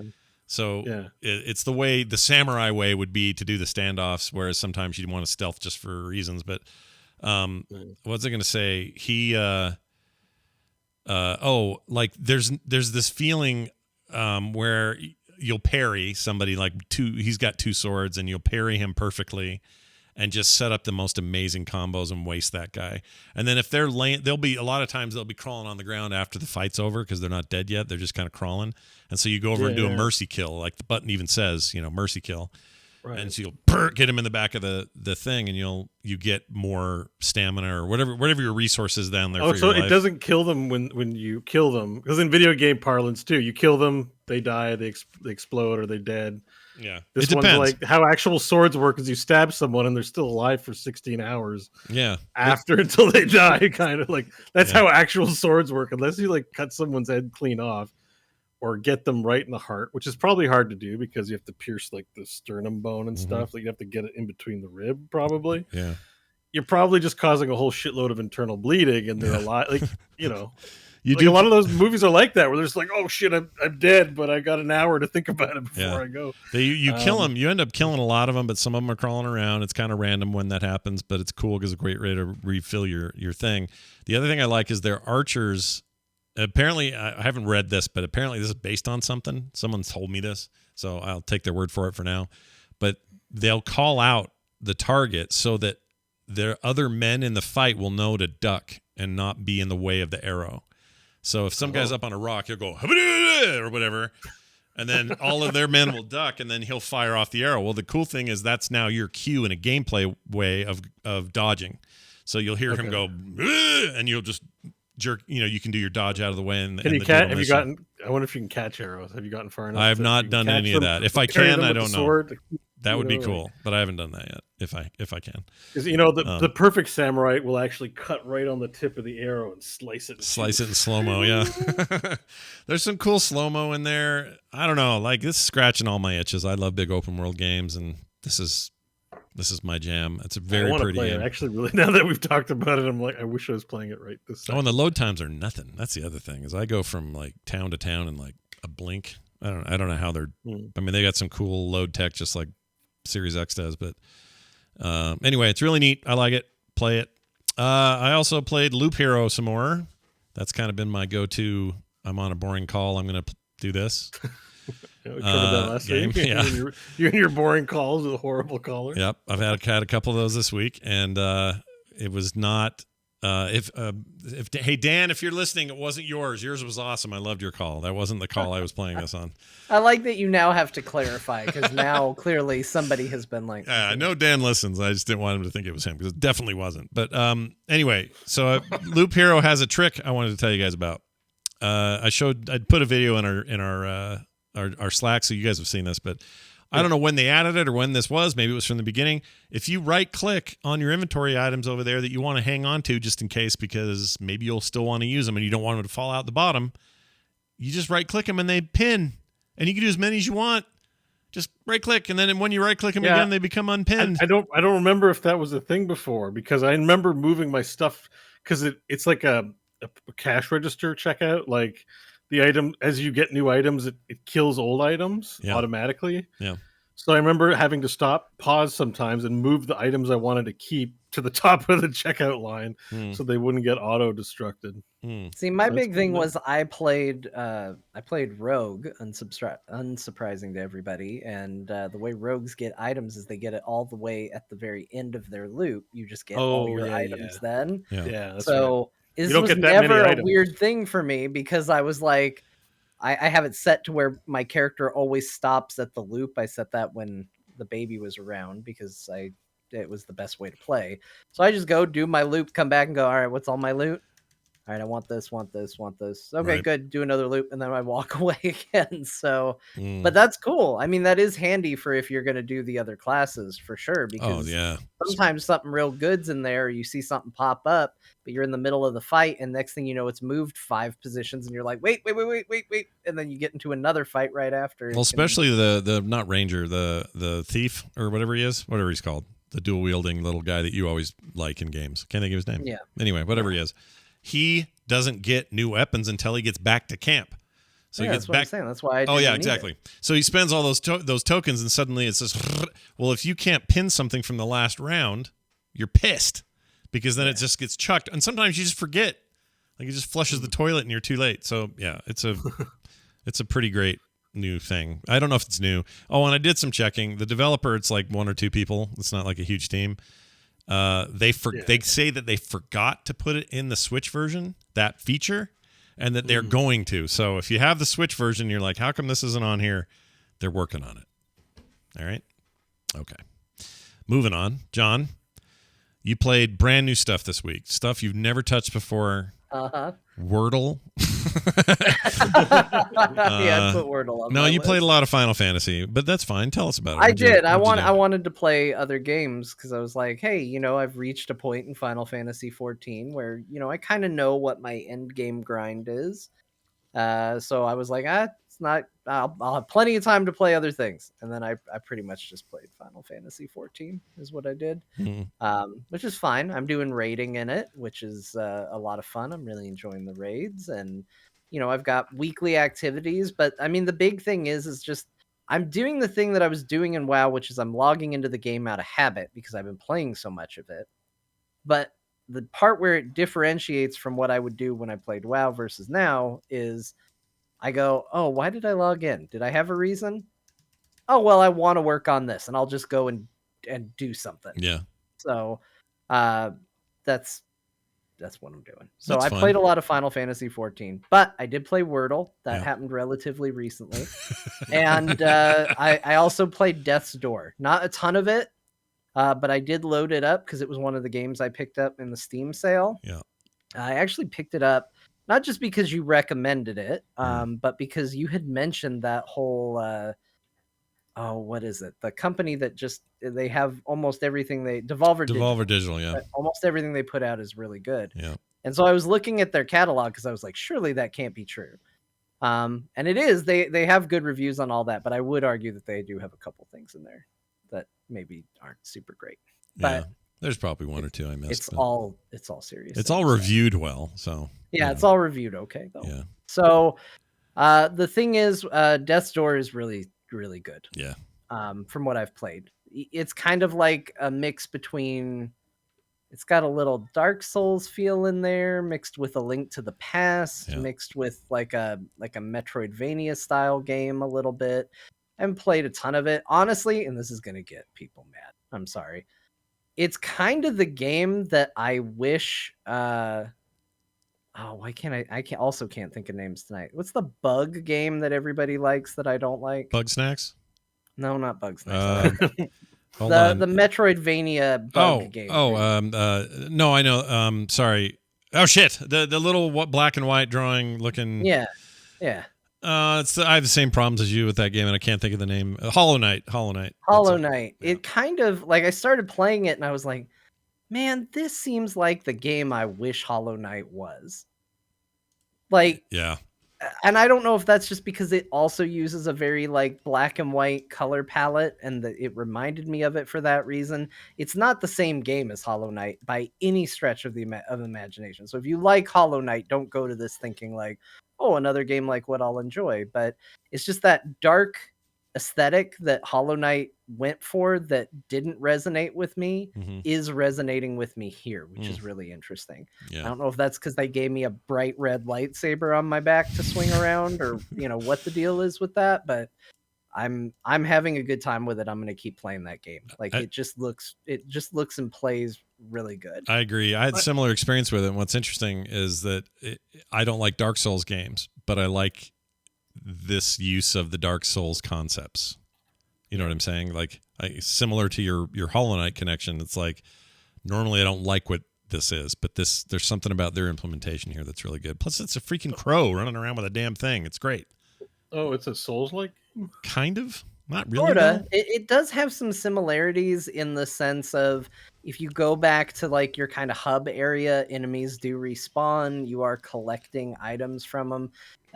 You don't drop anything when you die, so it's not punishing in the same way that like Souls games are. Mhm. But it has a very like deliberate combat feel where it's like, you know, your attacks take this long to do. You have a roll as a dodge, and it does seem higher difficulty than you might expect the early parts of this game to be. Like, it's not insanely hard, but it's harder than what I thought it was going to be, I guess is the way I would describe it. So, and it has a very, like, the level layout design reminds me of the original Dark Souls, how you'll go through a whole area and then you'll hit a button and all of a sudden a gate will open that's technically a shortcut to where you started, but you've been through this whole stage by this point. Like, it's kind of got a lot of that, and that stuff is really cool. So yeah, it's done in a way that doesn't feel too backtracky. Instead, it's exciting when you see a gate or a structure or something. You go, I'm going to be able to break that. I don't know how yet, but I'll be through that soon. And then you go do a thing, and then now you've got some power to let you do that, which is very Zelda-like in so many ways. It's a cool game. It's really neat. I'm glad you're playing that. Figured it'd be a John recommendation or a John game. It's definitely up my alley. Once you get your hands on it. All right, Bo, Valheim, still playing, doing good. Oh, how'd it go with Crofton and those guys? They end up liking it? Oh, they're hooked. Well, Crofton, not so much. But Mike really likes. So Mike is actually, he used to have an office job, a well-paying office job that he quit to be a handyman because he likes building things.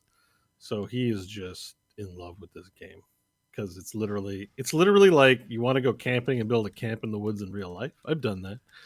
You know, you can do this in the virtual world. Like, it's literally make a workbench, saw wood, cut down trees, build a camp, build things. But the fun part is you do get to go out and also slay things, and things attack your camp, you know. So there is that aspect for the gamer who likes to do that stuff. But right now we're having to twist Crofton's arm to get him to do chores and things of the like, you know.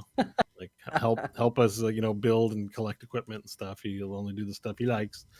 But it's good. It's a good multiplayer experience. It's a lot of fun. But we're still finding our feet with it multiplayer style because everyone's just gravitating to the things they like. So the whole time we played for 4 hours, Mike just spent it all in camp building stuff, and we're like, oh, you can come out and you know slay things, and he's like, I don't want to, I just want to build things. And I'm like, all right, well, you know, your time, you can play how you want. Yeah. And I'm like, even when I'm not playing Valheim, I'm planning in my head building even bigger structures. I want to build like a big, you know, 3-4 story Viking house with balconies on the side, but then an open concept. And then I want to make an amphitheater in the back. I'm like, I have all these dreams of things I want to build in this game. That's cool though. That if you feel driven to do that, that's hard to do in a game like that for me, because I just am like, I don't want to start from scratch. I like the aesthetic of it. It's camping. It's not camping, but it's like roughing it in the woods. I like the Viking aesthetic, and it's fun to have people log into your, like, you know, when we played, I'm like, come into my game world and I'll show you what I built so far. And they're like, holy shit, you built all this stuff? And I was like, yeah, I built this stuff. You know, it's like, so you can also sort of show off the things you made. And I kind of want to figure out how to like make, I don't know, maybe like a maze or something, like make a labyrinth and like have people come in and do the labyrinth. And then whoever is the fastest will get a prize or something like that. Like, I don't know. It's kind of a sandboxy sort of thing, and I just really digging it. So I'm still playing it. I'm a little burnt out on it, but it is an early access, so I think I'll take a break and get back to War Tales. But I'm playing a lot of it this week. So nice, very nice. And then, oh, did you? I'm sorry, you just put this in here. Shovel Knight Pocket Dungeon. I don't want to skip Wild Rift, but tell me more. I bought it on Switch. Yeah, mainly, I wanted. Actually, I forgot to put another game on here. I meant to put on here too. It's Switch related, so I'll just drop it in. But Super Bomberman R. Oh yeah. So I got Super Bomberman R for Christmas. Yeah. Thought that was a free to play. That's like thing. A family game. Like, you know, playing that 4 players with the family is the only game we get everybody to play on the Super Nintendo. So, you know, my mom got it for me, and it's like, oh, here's Bomberman. Yeah. So we're hopefully going to get some multiplayer out of it. But I wanted Shovel Knight looked interesting, and I really kind of wanted it, and it seemed like a Switch appropriate game. Mm. I'm like, so because the controllers on the side and stuff. So far it's okay. I'm playing it roguelike, which maybe seems like I shouldn't play it that way because I got to start at level 1 all the time. Yeah. And maybe it's better not to. Did you play it roguelike or no? I started it in puzzle mode, which is more like a traditional come back anytime kind of puzzle mode. Yeah. The way I don't know what to compare it to, but the way like a campaign in a Tetris style puzzle game or something would work. Yeah, it seemed like when you die, you start at the level you were at, not back at the beginning. Exactly. And I put the roguelike mode on, so every time I die, I start back at level 1. And I'm thinking maybe that's not the best way to play. Well, here's how I fixed that up, because I also did that, or I switched over to the roguelike mode because I was hearing it was kind of the more challenging but more rewarding way to play. And one thing you can do in that mode without affecting achievements or anything is you can go in and hit, and you can randomize where you start. So instead of always starting at that same puzzle, it will put you all over the place every time. It's a little bit more like almost like it was a live generated kind of map kind of thing. Yeah, because I keep playing the same 3 levels. I haven't beat the first boss yet. Yeah, I beat the first boss, but I think I did that in a random way, but I still got to that same boss. So yeah, you can totally do that, which I think they just added that so for that mode you'd feel like things were a little bit more mixed up, and not so linear. But the actual like minute to minute in there is what I really love. I just love just trying to figure out, well, if I kill all these guys, they're going to hurt me bad, but there's plenty of health potions on this side, and then remembering not to do that when I'm the little Reaper guy, because touching health potions kills you and hurting creatures heals you. So you have to change the way you play. There's just so many. There's like all those unlockable characters. I've only got 3, I think. Yeah, I'm still on the base. I'm still on the first one. Yeah. But yeah.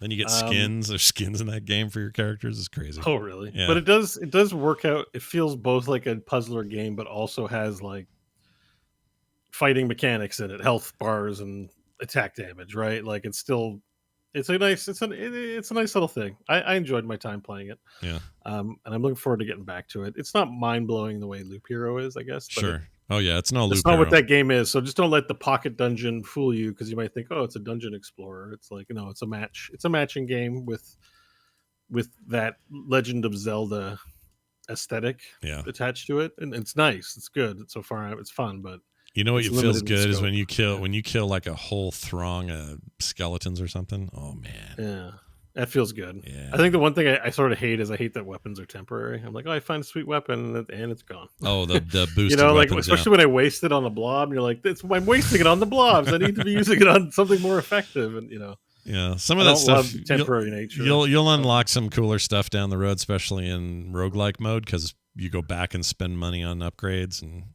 there's ways to tweak it too. For those at home who are like, well, I found it too hard or whatever, you can go in there and give yourself 3 extra ticks of life, and suddenly you're way better at the game. And they've given you a bunch of options, is what I'm saying, to kind of cater it to your style. So it's pretty good. So anyways, I like Shovel Knight. It's definitely good. And Super Bomberman R, also I played on the Switch. It's nice, actually. It's kind of like the Metroid Prime of the Bomberman series, in that it's 3D, has fancy dudes, but it's still the same old game. And there's nothing much shocking to talk about so far, except that it's Bomberman, but at least they nailed it.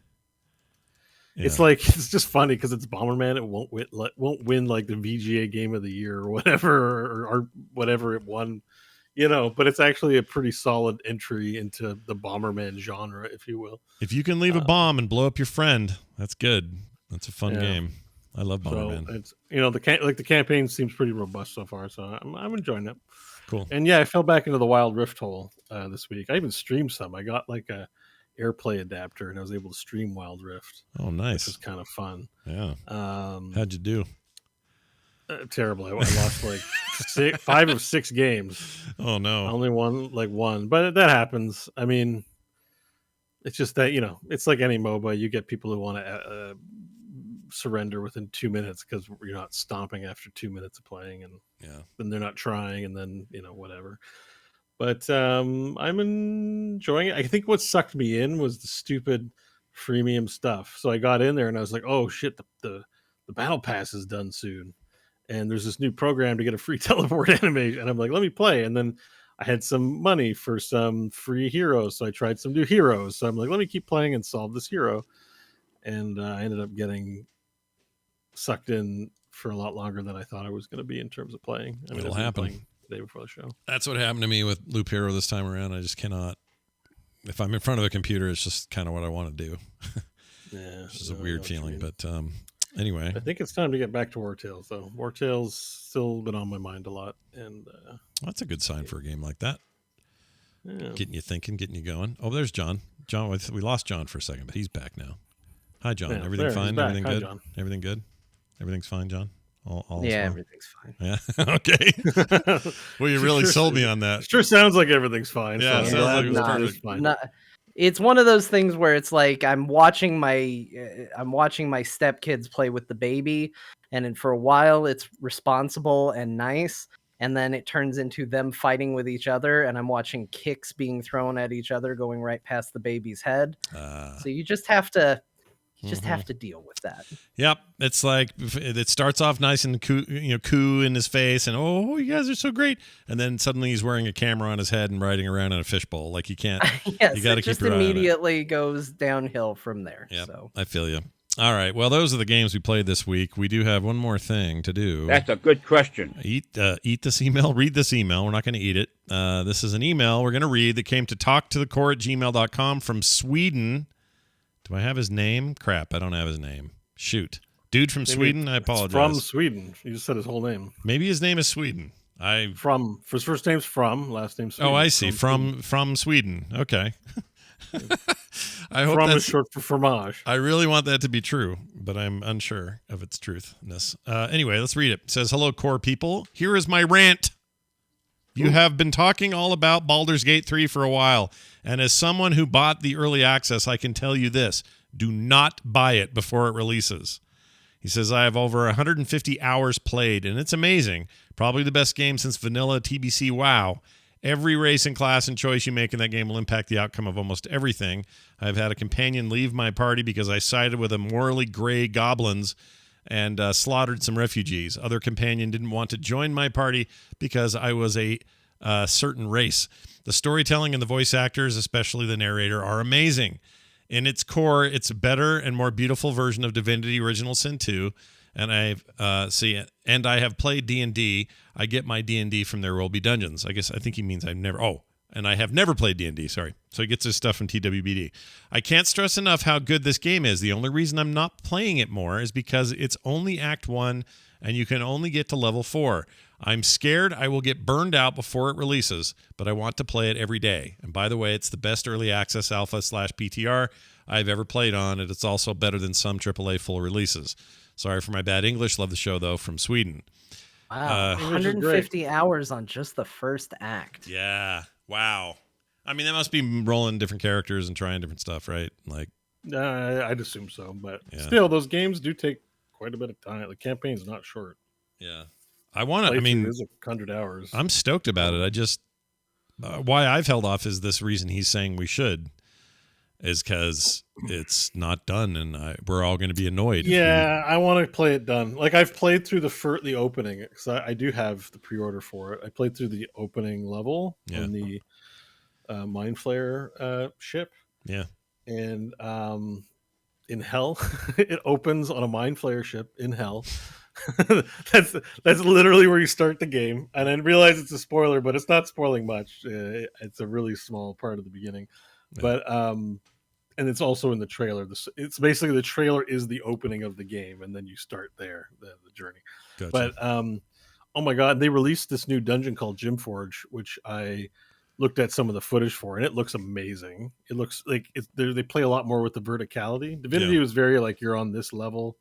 Yes, there was verticals, but you weren't really going up and down. But there's a lot more up down, like dungeon feeling to this stuff. Yeah, because they have spells like Featherfall, so you need to have height and places you're gonna fall from and stuff like. And there's like glowing mushrooms and stuff. It looks. I mean, I'm so excited. I just can't wait till this is done. I really hope that when it comes out, my one hope is that we can at least closely recreate the There Will Be Dungeons party in it. Yeah. as far as like race class combinations. At least get Yeah. close Yeah, because yeah. that's what I want to do. I want to play through the I don't know campaign if with the TWBD party. I think would be I awesome. think they're all in there except maybe I don't know about Barbarian. Oh, It's the only one I'm not sure about. oh, that would leave. I don't think Barb's in there. Sorcerer's definitely in there. Human. You mean the final release is not planned to have Barbarian or just? Oh no, it could. It's just not in there yet. Oh, The thing okay. I They was just added a nervous new about class, is if yeah. lizard folk would get added because There's- lizard folk doesn't seem there's super no- popular common. Yeah. I would. Yeah, there probably isn't going to be lizard. I mean, they put lizards in their in Original Sin too. Can they do? I know, right? Yeah. Yeah, but I don't think. I think they're doing the Forgotten Realms playable classes, which I don't. Oh. I mean, I'm I sure just don't someone see- will patch it in. There's probably going to be a mod you can yeah, get well, fairly but you can be done. We get a mod for sure. Yeah. For sure, someone's going to do a lizard folk mod. Yeah. This will have Steam Workshop support. But so. Hope's character can be in it. She's a champion fighter, if I'm not mistaken. You're a College of Glamour. Actually, College of Glamour might not be in it either. I think that's a expansion content. Yeah, subclass. College of Glamour is probably a bit specific. How about I a think really that's from dirty, Xanathars. like a dirty, gnarly human sorcerer? Yeah, Probably. you can be the dirty, gnarly human sorcerer. That's in there. Can he have an arm on his neck? Can he? No. That you only get from real D&D.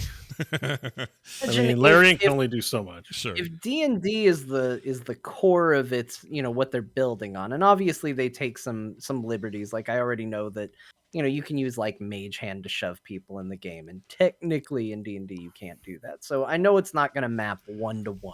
Right. But if it's built on the 5th edition rule set, then in theory, if you get in there and you mod it and they allow for mods, it wouldn't be too hard to take the rules of D&D and create the subclass and stuff like that that you want. I think Theoretically, right. the tools to put it in there are in there. Well, I know So, that I know they've I think- talked about. I mean, so the previous game had not only workshop support and other mod support, but it also had its own like scenario and like dungeon builder stuff. I never played with any of that. I don't know if Bo, you got to mess with that at all. But I did because I was going to see about doing a D&D session or figuring out because you can game master yeah. from there. It seemed pretty robust, but it wasn't super intuitive. Maybe that'll improve if they're doing it. That's the thing. It just seemed like too hard of a thing. Oh no, I think this is what the limiting factor was: is you couldn't import or make any new assets, so you're basically using their pre-gen assets only. So it really limits, what you can do. Right. If you're like, I want to set this campaign in a castle, well, there's no castle assets, whatever. They have one in one building or something. Like it was very limited, and it seemed like there was, there is a workshop, but these people aren't getting paid. There isn't a high quantity of quality assets being made for this thing. So I was like, forget it. Like, I think I wanted to see if it was usable for our D&D game. Yeah. Because I thought it would be actually kind of fun, but it's even trouble with a VTT when I'm like, I think this should take place here. And then you're like, if you decide that first, then try to find the assets, it's like, good luck. Yeah. You're better off looking at the assets and then building the fiction off of it rather than the other way around, or else I've spent like hours and hours trying to find things on the Roll20 store, hoping it would kind of fit or make sense because I went imagination first. Yeah. Rather than map first, and either it exists or it doesn't. Someone's going to conquer that. Somebody's going to get that right, and it's going to change our lives. I don't know who it'll be and when they're going to do it, but someone's going to do that so that you, Bo, can say Planet Nash, and then you'll immediately be able to search for things, and it'll just be a billion assets ready to go. Right. I need yeah, exactly. And it's just like, because it's like there'll be a tower. Like Planet Nash is a tower where it's right shaft-like structure is between the two meteorites. Yeah, between the two ball-like and structures. Like there are towers, Yeah. but they're not quite the tower. Like they'll have bottles or alchemical agents, let's say. And I'm like, well, Nash doesn't do alchemy. He doesn't do potion shit. He has hell no. vegetable peelings, Yeah. so it's like it's not quite what I'm visioning. And then the thing is, okay, well, let's just cobble something. Well, then you guys, when you play, you're like, what's the switch on the floor? And I'm like, there's no switch there. Ignore all the stuff on the thing because they're not really there. But it's not fair to you guys. If you see something you should, and you're intuitively like, I want to investigate this thing on your map, it's no fun to have the DM go, "That's not actually there. You've been misled." You know, that's just not great. Weird. I hate that. Don't worry about it. Yeah, the art looks weird. I mean, that was one of the things that people bumped up a lot in Dragon Age 2 because they used prefabricated map assets so frequently. You would be in a cave and you would see a perfect rectangle of a door with just like a concrete slab on the other side of it, and you'd go, okay, so this must be a trap door of some kind. How do I open it? And you'd run around, and then after your fourth or fifth time seeing it, you go, you know what?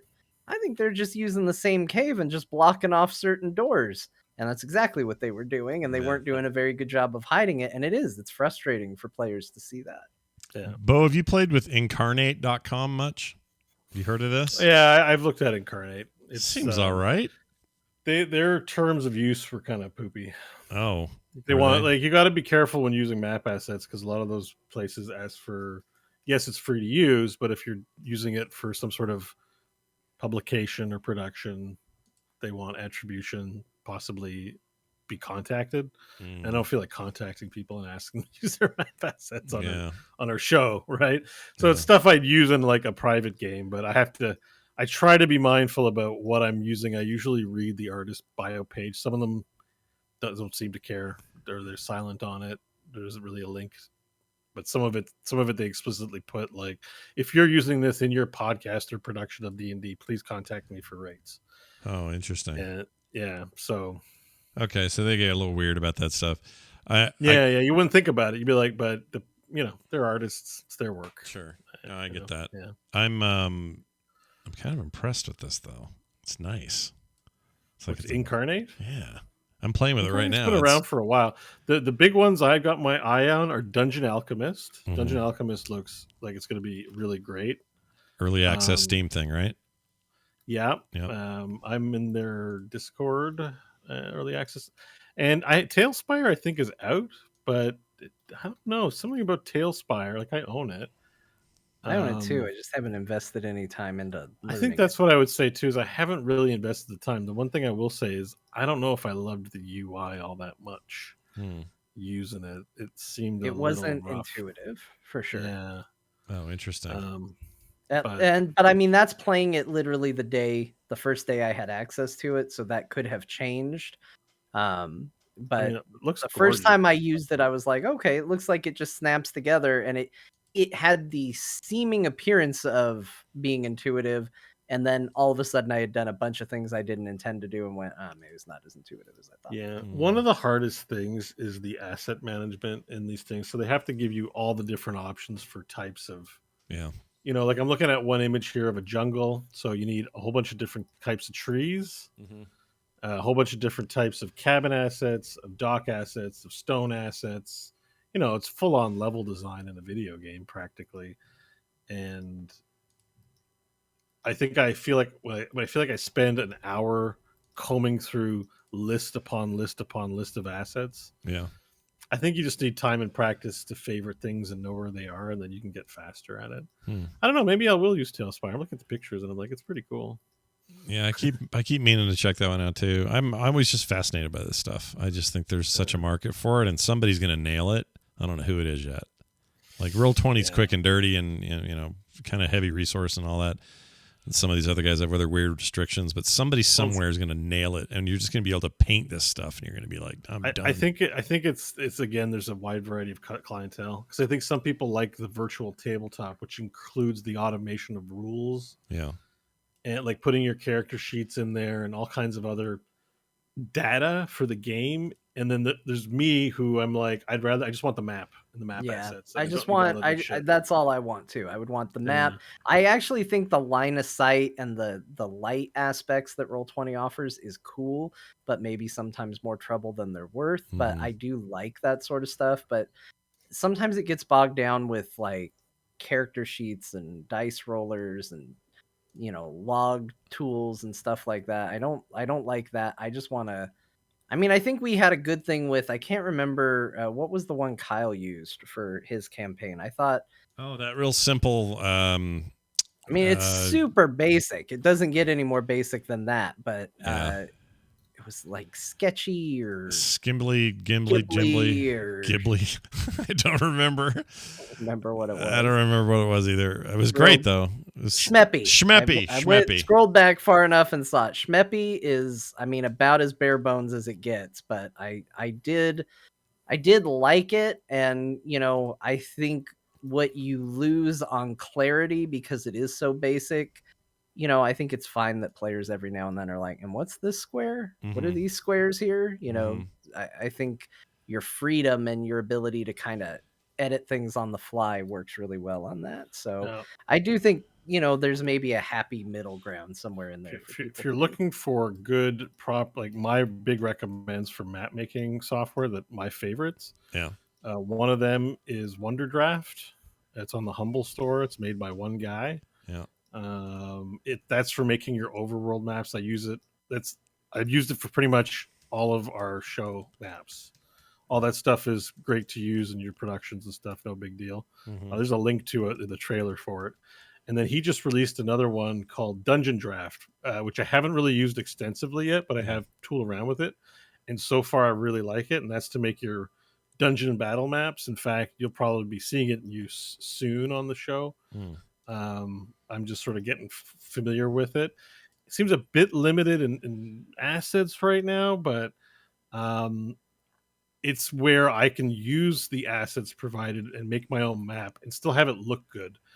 So while it's not everything in the kitchen sink asset wise, it's still really good. And I sent a link for Dungeon Draft in there as well. Okay. Only available on the Humble store, as far as I know. Maybe Okay. itch.io has it. But, all right. Yeah. That's interesting. The making it, I mean, I don't know. Ultimately, whoever wins this war will make a web version that's super dynamic and HTML5, and you got 3D assets and all that, not having to have some other, I guess so. OS. The thing I like about Dungeon Draft and Wonderdraft is it does Photoshop layers on your map making, which is pretty important. Oh, yeah. And it has auto text, it has really nice features for because text isn't just left to right on maps. They kind of turn, or there's different things. It has very unique map making specific features for this kind of thing that work really well. Oh, it looks cool. There's lots of examples in the videos provided of these are projects by customers. They look great. They look fantastic. So, and they also have auto map makers. So if you don't want to sit and make the map from scratch, it has map algorithms that'll just I love assemble that the maps for you. Just fart one out and then go tweak it. Yeah, exactly. So both of them have auto generation available as well, and that's a must-have. I mean, I love it. I think honestly these are my favorite applications: is Dungeon Draft and Wonderdraft. Huh. Okay, that's awesome. You use them in Roll20, so you make them, you spit it out to a file, and then you just upload it to your favorite VTT, and you're good. Okay, I wonder how you were making those. That's awesome. All right, well, there you have it. Great email there, Jim Bob, who sent it? Oh, from Sweden. Took us places. We appreciate it. Send us your more emails. talktothecore@gmail.com is the email address to send them to. I would like to thank the following human beings for being supporters of the Core Patreon. Baba Bebop.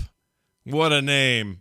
That's a pretty good name. Baba Bebop, welcome. Yeah. Baba Bebop. I mean, it's no Shiz Grebo or Skiz Grebo, but you're getting there. Alex Schmidt also joined us at the Corehound level. And, of course, finally, Nick Bromball, who is the Corehound Silver supporter. And we love you guys. Thank you guys for your support of the show. It means a lot to us. Keeps the lights on, keeps the show happening, which we would really like to see continue as well. So you're a huge part of that. Thank you, thank you, thank you. Frogpants.com/core is our website. You can send us those emails at talktothecore@gmail.com.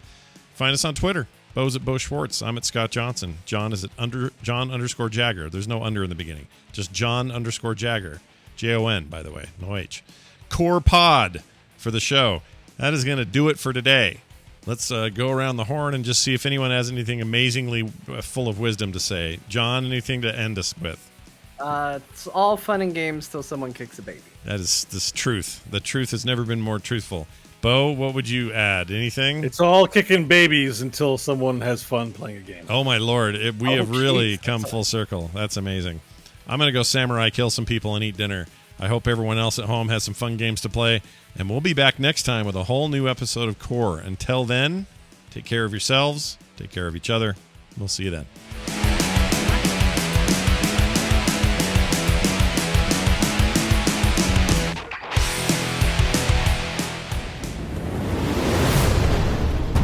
This show is part of the Frog Pants Network. Yes. Get more at frogpants.com.